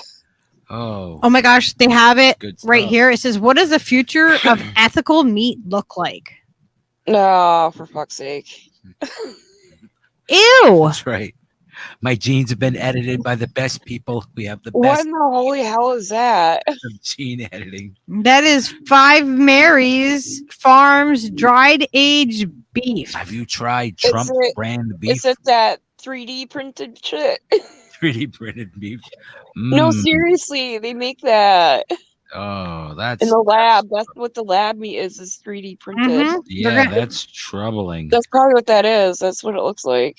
It was kind of troubling for me to understand, like, and fully grasp the fact that you can take a cutting, you can take any sort of organic matter and get it to grow in like an agar fucking substrate in a jar. Like you can reverse grow any sort of plant. If you have a piece of a leaf, you can make Stem cells. Yeah, That- stem cells from certain that parts is of the fucking body. They're gonna grow women's breast milk that in a blows my lab. mind. Like, Yeah, it's fucking weird. They're man. growing breast milk. I mean, They're- I understand mycelium and everything, and like I really appreciate the mushroom and the fungus and the thing, and then to find out, oh, you can just do the same thing with fucking leaves. Like, what? Okay. Fuck. No wonder everybody's got a CRISPR drawer. Don't eat CRISPR cows. The cows like to eat what is in the CRISPR drawer. Only eat cows that eat what's in your CRISPR drawer. That CRISPR drawer is predictive programming over decades and decades, man. I just, and how is this going to interact with all the different like antibiotics that like all that like Yeah. Could you girls bring it back around for Gamer, because he wasn't here for the whole thing, so you Oh, gotta shit. explain what a CRISPR cow is, just so he has a better idea oh my of god. what's happening here, because Wait, he's did just we gonna not think I'm finish that crazy if I article? say it. Oh, I mean, like, okay, so CRISPR is DNA, like they edit the DNA in a particular way. You'll have to you'll want to rewind and actually watch this from the beginning because we Well, do a lot of information in this stream. I think I can kind of break it down a little bit. Nice. It's editing single genes or individual genes, like taking out one gene and replacing it with another to do certain functions, to grow them to have certain functions, like editing this one gene so they have a smooth coat, so they're better adapted to hotter climates. That's why they need Trump toupees. I'm sure you follow him now. I'm sure that sorted it out. I mean, Because I don't know if you saw that there's been like thousands and thousands of cattle that are just coming up dead. yeah, just and so piles of them. not a coincidence. They have little Caterpillar tractors working endlessly to stack them in piles. Yeah. So and ranchers are saying this isn't how this happens. That's not how you do a ranch. And we brought up the weather and how the temperature differences, and they're like, yeah, no, this is just, of course. Because it's hot. Oh, I do have something else to bring up too. Oh my god. The stream is never gonna end. Oh my god, shut up. No, this is important. And if you don't think that our government would do this, right? Why would they be involved with making animals disappear? Right? Why would they do that? Like magic tricks? Well, here, and this is, you can follow the link if you want. It's the Buffalo War. Yeah. On PBS, and the U.S. government officials actively destroyed bison to defeat their Native American enemies who resisted the takeover of their lands by white settlers. American military commanders ordered troops to kill buffalo to deny Native Americans an important source of food. You control the food. You control the people. That's right. And you take care of, that overpopulation problem we supposedly have too. Yeah. Well, yeah, we're going to need less food. There's going to be less people. Well, the U.S. population keeps on dropping and dropping because fewer and fewer people are having children. Sure. Or can have children. And like European countries are having the same issues. Weird. Yeah. Weird how that happens. Yeah, chemicals there's and a stuff in our large body. fertility thing. Good night, Snork. We love you. Good night, Snork. Oh shit. Good night. Yeah, we had to come in, and when we made some connections, Gamer. You'll have to let us know what you think. There's a new, a new biolab, like the one that was Plum Island, that's over here by, in New York, off of Connecticut. So that lab is they're shutting it down, and they started a new one that's very close to where all the cattle are dying in Kansas. And it's quite interesting. Okay, so it's 195 miles between where this cattle die-off happened and the University of Kansas. Like I mentioned, there could be extensions, which there probably are. But, okay, so New York City is, I think, the same distance from Oneonta, and it's about 3.5, 4-hour drive. But it's through the Catskills. It goes over some, really scary mountains and shit. There's a lot of winding roads, so it takes a bit longer. It's Kansas. It's flat. Right. So you'd be able to get between the two areas a hell of a lot quicker than 192 miles here. So it's probably like a 3-hour drive, maybe. Yeah, 192 miles, and you could definitely do in 3 hours if it's Yeah, a straight shot. especially Sure. in Kansas. Yep. I would imagine. Yeah, we drove across Kansas and Colorado before you get to the mountains. You know what I mean? It's hours and hours, but you fucking go many miles. It's Yeah, crazy. It's a yeah. lot. It's a lot of miles. Yeah, it's completely. It is. It's a bit different. So, Gaber, they just approved now the first. So it's literally they take the DNA of the animal and they edit it, and now they have FDA approved. We found out the FDA has approved these cows that they have edited the genes of completely. So, did we actually finish that FDA approval article? I don't think we did. Which one was I don't know. I was trying to keep us on track.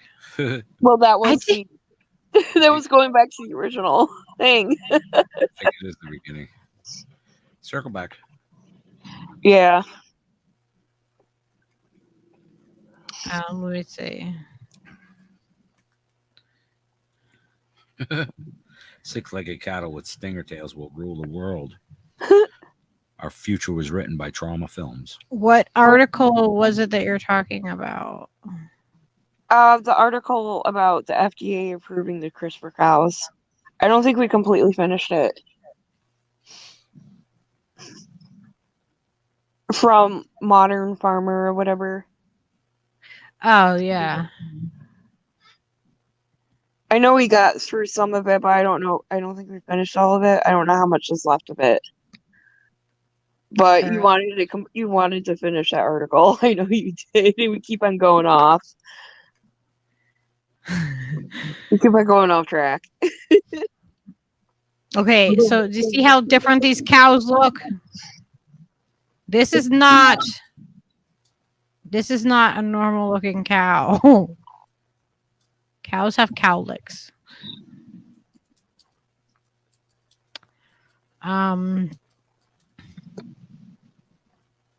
Let me make sure here. No, I think we did get down to the bottom of this. Oh, we did? Oh, okay. Yeah, what was this last little, the last part right here was the FDA Center for Veterinary Medicine said in a press release that the decision will likely pave the way for future gene editing. We expect that our decision will encourage other developers to bring animal biotechnology products forward to the FDA's risk determination. For the FDA's risk determination in this rapidly developing field, paving the way for animals containing low-risk IgAs to more efficiently reach the marketplace. Farmers that plan to use these cattle will not have to register with the administration. So you don't even have to, you're not going to have to have a registry of whether or not you're using a gene edited cattle. That's not cool. Edited cattle. Fine. We don't need to keep track of that. So nobody will know whether or not they're getting actual real cow or they're getting fucking CRISPR cow. Yeah, kind of like, saline solution or, a safe and effective, whatever the fuck. Yeah. Whatever they're putting in those things. And then it might be a CRISPR. And they don't know what the effects of this are. So if you don't have to register that you have one of these things. And then everybody's gonna be like, oh my god, why are all these cows dying off? Or why are they all getting these weird ass cancers or some shit? Yeah. How come they all have 11 eyes now? Why can't humans? Or we're passing something on through them. They're their meat. Everybody's gonna get sick and nobody will know why. How come they all have Trump toupees? You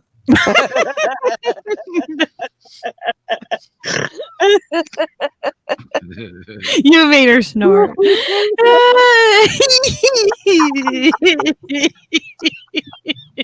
We will be. I can't stop We're gonna be- picturing the cow without a If Trump we're- toupee now. Barbara, if we're not already CRISPR people, I don't know what we are, because We're really the crispy. symptoms Not are starting CRISPR. to show, like in humanity, starting to show that we've been messing with that shit for a minute now. and- Well, I'll admit I'm a bit crispy right now. I'm a bit toasted.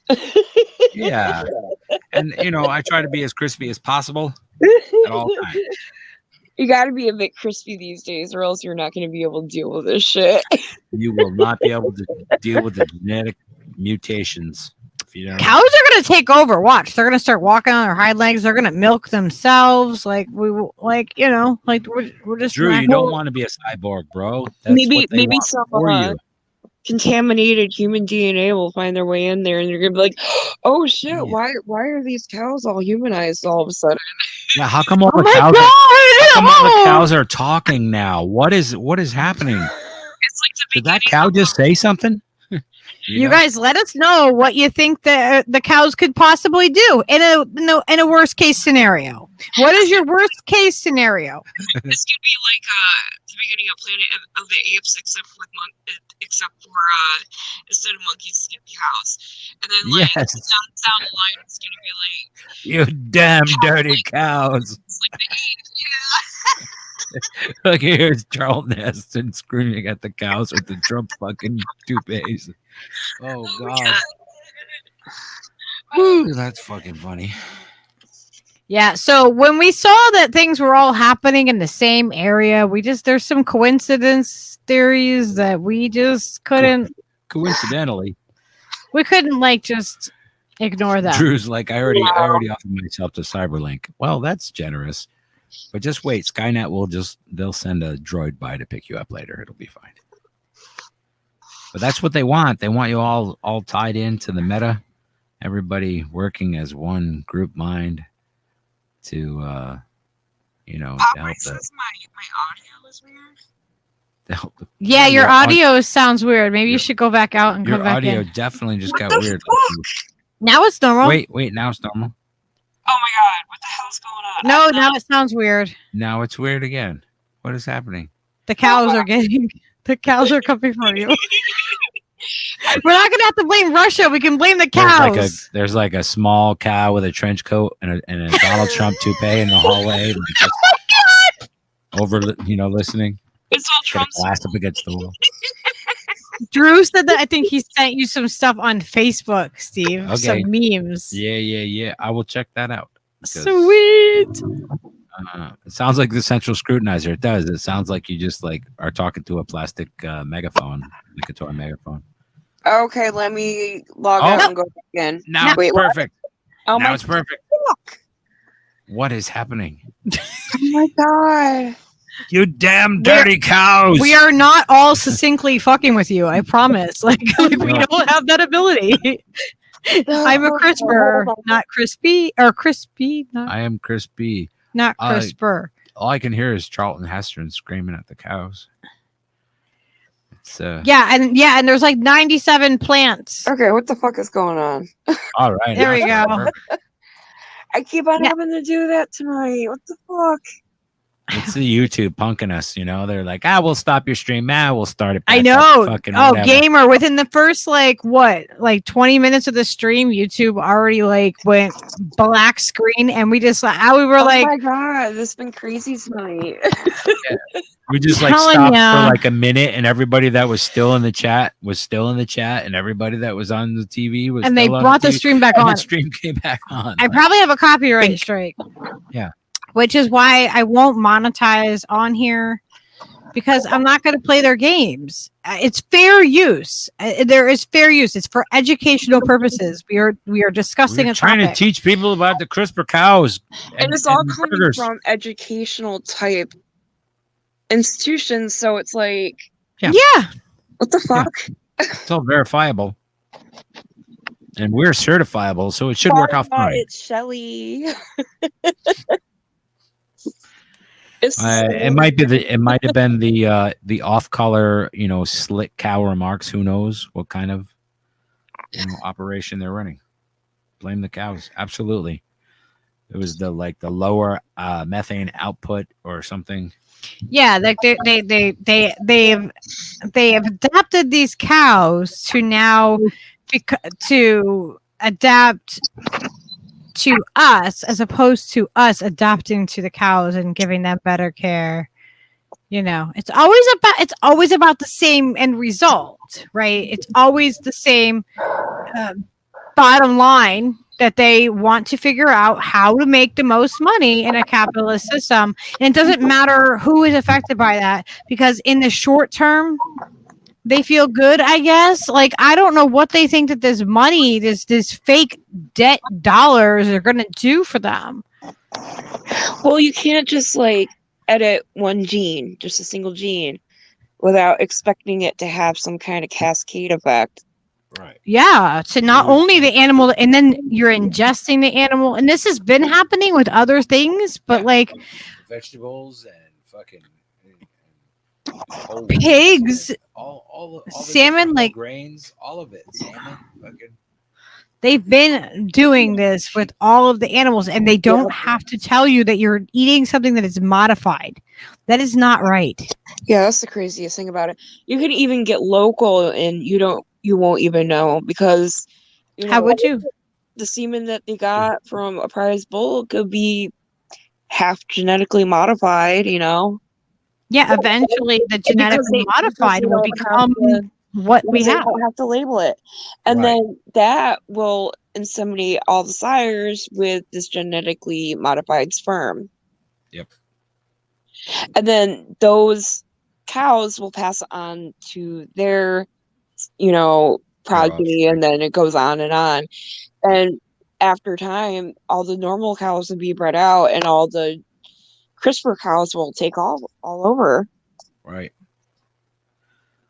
And I haven't really heard like anybody talking about the CRISPR cows, or the fact that there's a lab that's within, like, I know it's hundreds of miles, but still within that vicinity, a lab that we, a level 4 bioengineering, like this is the coincidences are just, like, I don't trust it. I don't trust it at all. Little says in the metaverse, Lucky will appear as a burrito version of Kool-Aid Man, and she'll come walking through the wall and say, "Feel the luck, bitches." I love it. I want to be the guy who says, "Oh yeah." Oh my god. Oh my god. That's too funny. I totally pictured it too. That was great. Yep. Yes. Yep. Little comes with the graphic images. But yeah. But kind of like the taco alien on South Park, except a burrito. Yes. Exactly. that poops rainbows. Rainbows. I think it was ice cream. Something like that. Oh my god. Barbara, I like cows. Sad face. I know. I like the cows I like too. cows, too. I like them with their cow And lick. I'm not trying to judge the slick I like cow. the cow lick. I was joking, calling them bougie and stuff, but the fact is, That's I don't know. for cow. I don't want to be classist about the cows. I'm just saying, if they're modified, that's just, I guess we'll just adapt to that, and everybody will have 11 heads and 6 stomachs. It'll be fine. Oh well. 11 heads and 6 stomachs. Those are the two things: your head and your stomach. That's right. That's what It is eating what it is. slick cows will get you. I know. Is that a slick cow? That's a slick cow. You eat too much slick cow burgers, you get 11 heads and 6 stomachs. Because you got to have the 6 stomachs. Otherwise, if you only have 5, you die. Because if They're gonna edit us, I bet they're gonna edit us. They already been so that editing us. How do you explain? Let me right finish now? my thought, Steve. Okay, they're gonna edit us. So yes, shut up. They're gonna edit us so that we can handle glyphosate perfectly fine. Watch. Oh right, the glyphosate years. They're gonna edit us. Like I don't know, maybe that's what they've been doing already. They've been doing it for decades. Yeah, Food Inc. is fucking Yeah. hard to watch the first time. Everybody should watch Food Inc. Yeah, it pushed me over the edge of like we can't do this anymore, and I still like struggle eating dairy. Like we like a minimal amount, but we do eat some dairy, and if we had more income, It's easier to poo the slick cows because I wouldn't eat dairy. they're lubricated for easy removal. I don't know. I think this has been an excellent discussion on the CRISPR cow and the repercussions of such. Oh, Barbara, that's not Elle, that's Shelly. Shelly's with us today. Yeah, we clarified that. Oh. Okay. Oh, whoops. Oh, and they're punking you. Yeah, see, I'm far behind in the chat. I'm sorry. Jesus. Wow. Jeez, slick cow. You're slower than a slick cow on toupee night. On toupee night. We have the best cows. We have the best cows. Oh my god. Crispy. Bougie crispy cows. Yeah, can you imagine? I know. Do you want your I'd cow love a good crispy, cow right or now. non-crispy? Like, Is that a honey glazed CRISPR cow? they got to see if they can Donut. modify these animals so that they can live on Mars. I'm telling Can you you. make me a cow that's a donut also? How else are they going to do it? How are they going to have the food on that planet? Who has? Cause they're gonna just fart there too. Oh, Popeye, I think you definitely should get a Trump toupee if that's a part. No. Absolutely. I think there are times in my life that I wish I had one. And then you just gotta wear this. Oh my Yeah. god, I just pictured you with one on, and it's hilarious. Yes. Me and Lucky would share. We would share our CRISPR cow. We have the best people on everything. Only the best CRISPR cows. Oh my god. Oh my god. You need to get a Trump toupee. And we need to get one, and we need to go visit cows with one too. Oh my god. Cows. We'll interview the best cows. Only the best Well, cows. we'll be able to tell. You'll be able to tell, like, only if you know what We'll a find cow out is who the supposed to slick look cow like. is, I'll tell you that much. Are they gonna make the My Little Ponies? Like, are they gonna change them now too to look more like these slick cows? They won't have long hair anymore. No more fuzzy. No more fuzzy ponies for you. You will get to the bottom of this slick cow business. Oh, look Where'd you at get that haircut? the cow on the left looks like an alien. Are you mocking the president? Yes.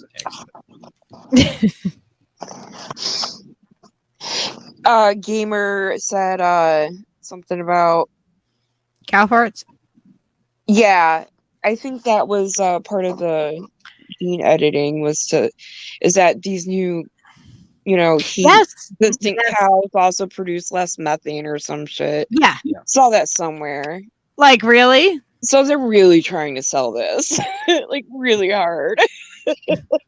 Kind of a stretch. You want me to believe this cow fucking farts less than the other cow?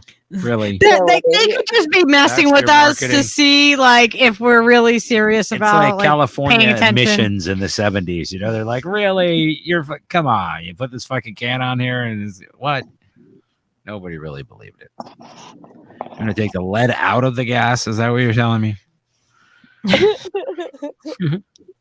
We're still suffering from the repercussions of that decades after they took the lead out of the gas Oh, yeah. because it changed people's DNA and people passed it on to their children. Yep. Yep. Yeah, it went much into the like air and the this will environment. alter people's Yep. DNA. Yep. Much like, All this shit, like even like non-organic material will fucking mutate your DNA. Yeah. Like, why are they saying this is safe for consumption? Is so fucking nuts. And It's- people are gonna believe this shit. It's just like they believe whatever they tell them. They have all this forever. shit just baffles me. It's just like Well, they combine everything, right? Like, they make like some truths and then they take some truth of this, and then they kind of like just throw together mix it with a bunch of shit that's not true, but because there's true things in there, you gravitate towards, no, well, those things must be, this makes sense. It's true. It's factual. But then they throw in a bunch of extra bullshit, and then you got cow farts. It's like going back to the videos we played in the beginning. It's like, they start out with a positive spin, positive spin. In the middle, they're like, oh, well, it could possibly have some possible side effects, but, and then they start spinning it positive again. I'm just like, didn't you just contradict yourself like 20 times? Like the articles, it's like, there's us have all this like positive spin and double speak and all this, language, words. And and then they're like, well, there's a slight possibility. Oh, we don't really know. Oh, but it's totally safe. And it's just like, how do you, it's the mental gymnastics of it. It's so obvious. And it's just like, yeah, they're just so full of shit. Like, you just know ideally, people are there's buying no problem with this, like, generally But, speaking, everything is gonna blah, be blah, fine. blah. Yeah, they mix in some truths in there, and then they say a bunch of shit. Like they use, exactly. like they confuse people, and then the longer the articles usually too. Oh yeah. A lot of times they do that where they put the actual information towards the bottom, Right. because they With don't. the accent of it. Yeah, because they expect most people will read just the headline of articles and the sub headline, and they'll read the first paragraph, but they won't read all of it. They won't actually digest all of the information. Well, And they just take what they want out of that, and they just equate that as being the truth. well, it's like the drug ads from the pharmaceutical companies. They, you go through like 29 seconds of the ad and all this like positive stuff it helps with, and then at the very end and really quick stuff, you're like, It may cause your balls to fall off and die. and it's like the tiniest print on the screen, and you have to like stand right in front of your TV and squint just to see it. It's that kind of thing. They like just bury it with all this fucking propaganda, and you really have to keep an eye out for what the truth really is, because they really bury it down. Yes, they do. Yeah, they don't make it easy. That's why, and No. and then when you're skeptical of it, then You're suddenly you're the conspiracy conspiracy theorist who you're dangerous You drew because attention to something that was actually happening. You must be stopped. Did He you see what? Like, something weird is going on? I don't trust it. It's an inside job. Blah blah blah. This is my mom. Did you see what General Meow Meow said? Who is the poor bastard that measures the farts? Yeah, that's like what How do do you they do, Bob? know? Well, I How work do with they cows. know? I work with CRISPR cows. I measure their farts. Yeah, what about CRISPR cow they're farts? slightly How do less. we know that they fart less? Well, Bob, I'll tell you. I've been working with the cows now for years, and I figured out how to measure their farts. And we actually gauge how much methane comes out of their, a square area, and it seems like the CRISPR cows have less farts and can stand up to the desert heat much better. There's something I want to know about, how cows produce methane, the difference between grass-fed cow methane and grain-fed, like factory farm grain-fed ones, because they're going to be fed GMO greens, but the grass-fed ones are, they just graze on grass out in the country. I bet you the grass-fed ones actually produce less. Probably. I bet it's those GMO feeds that, are causing a lot of the methane, because look at what the GMO wheat and glyphosate, stuff does to a human gut. Yeah, it's like it takes way more heat to fucking process. Like that seems like a legitimate fucking thing. Like that, that could drive the fucking methane amounts like exponentially. You're feeding it all these fucking weird things too. Plus they give them strange combinations of feed. and vitamin Yeah. and stuff, and I don't know. And it's not just like grains and stuff. They mix in some funky things in with the feed sometimes. Yeah.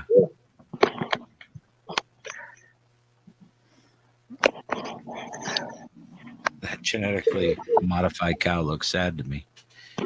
Yeah, It Barbara, does. I agree. It is a sad cow. It's like they probably has that sad cow disease. Remember? No, that's not it. Mad cow, sad cow. I don't know. It's getting late. Yeah, I was gonna say that. Measuring farts. I wouldn't want So that. much for like hop on and just get it out. Yeah, man. We're definitely gonna have to do another show about this, or 4. Yeah, we're just gonna have to. It's just gonna be. It's just an ongoing thing. Oh my God, Popeye on the next Fart Busters. That'd be awesome if cow farts smelled like Nag Champa. I love Nag Champa. Yes, That would be badass. that would be really badass. But I don't know that. I think I would get sick of like smell. And Well, it's better than- they would get it wrong. They would somehow get that smell wrong. They would get the wrong. They would get like stale. Something. The Nag Champa wouldn't smell right. It would be just off enough where you'd start to hate Nag Champa. And Yeah. yeah. They just Okay, I get your point now. They're bound to fuck it up. They are bound to fuck that up. Oh my God. Oh, of course. Oh, what are you saying? Human love solidarity. Male circumcision rate in the States is somewhere between 76 and 92%. Most Western European countries, by contrast, have rates less than 20%. Enough said. Yeah, it's weird. It's weird. Why do you cut off the most sensitive part? Yep. And you strap a baby down. For the most part, most people like that do that. You strap the baby down and do it. They are on a board to do that. Do they even anesthetize the area? I don't think they do. I don't think that they do any of that too. And they're like, oh, they don't remember it. Yeah. How do we know? Like, How do we know that? Yeah, I think L. Ron explained that we remember every second of every moment that we're fucking conscious. Well, the thing is, even if we don't remember trauma, that still has a significant impact on our neurological system, the way our brain is wired. And this is like coming right out of the womb, and you're physically traumatizing a baby like this. That absolutely has a long-lasting effect on somebody's psyche, their neurological system, their health, the way their body. It's just like, I don't know. Went off track there. Yeah, we're kind of like rambling it off at this point. So if you guys are tuning in late, please make sure you go to the beginning and rewind. Oh, yeah. We covered a lot of information about the cows, how what CRISPR is, and how we're started, and kind of like the timeline of where we've come up to being now, where they just approved. Oh my gosh. A lot of technical this. I mean, think about the other things that they just approved, for the babies. Produce GIT when you milk them. That's not true. That is not true. That's alleged. Okay. That is an alleged statement that I would not. Oh my God, that's so funny. My sister that is not a female cow. What are you talking about? Where do you think this chai is coming from, little? That's not a female. That ain't chai, homeboy. Oh, what were you saying, so Shelly? I was like, oh. When my sister was working up at the college, she overheard a couple of college students talking about brown cows and how one of the students was driving up here and she saw a brown cow. She's like, oh my God, chocolate milk cow. And it was up until she came up here that she realized that chocolate milk does not come from brown cows. Because there's a lot of people from like New York City and Long Island that go to school in Oneonta. Yeah. That is wild. Like That is like Oh, you're not a bugging great us. example. there's a lot of people out there that actually believe that. That chocolate milk comes from brown cows. Because they're in cities. You never see a cow in their whole entire life. Well, they'll see a CRISPR cow, I'm sure. That's amazing. That is amazing. And you could, to be fair, you could modify your CRISPR cow to give you chocolate Hey. milk, I think. If, with the right kind of programming. I mean, I think that they're going to make cows that are going to have Nestle's working on it right now. human milk. It's coming out next year. I'm sure that's coming. I am sure. I'm sure that they've been messing it with these a lot longer than what they, than they let us know. They got strawberry, quick cow. They got chocolate. They got all flavors. Drew, what do you want to It's like Baskins and Robbins with cow teats now. Drew, are you on Twitter? I'm on Twitter. I don't really use Facebook. But you can Gmail us. But yeah, Steve is on Facebook, and he, we're like one brain. So there was that commercial that they give the cow Hershey's syrup and then shook it like a chocolate cow. Yes, that's what confused all the children. They were like, "Oh, that's where chocolate comes from." Oh, right. Oh, we're at 420 right now. We've been live for 420. We're at 420. Hold them if you got them, people. You can't be that old.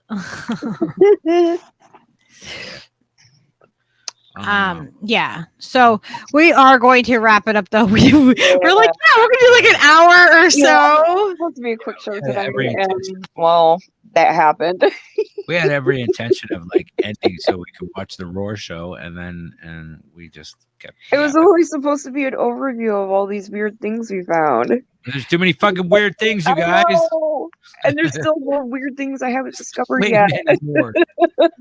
Way many more weird things to tell you about. So if you want, Drew, you can get us on Gmail, stevecutlerlive@gmail.com. You can email us there. He's like E. Heller. Chocolate cows are real. I know. We're gonna have to like all mass harass E. Heller and tell him about the chocolate CRISPR cows. Chocolate. See if he wants to order one. Get our order in early. They pooped the chocolate. I thought it comes was from coming I out don't of the want one. udders. You guys ruining dessert. Oh my God. I'll never look at soft serve again. Oh no. Carvel. Oh my God. Steve will show me. He said he sent you some weird memes. Yes. Excellent. Yes. We can't wait to see it. Yep. Oh no. That is utter nonsense.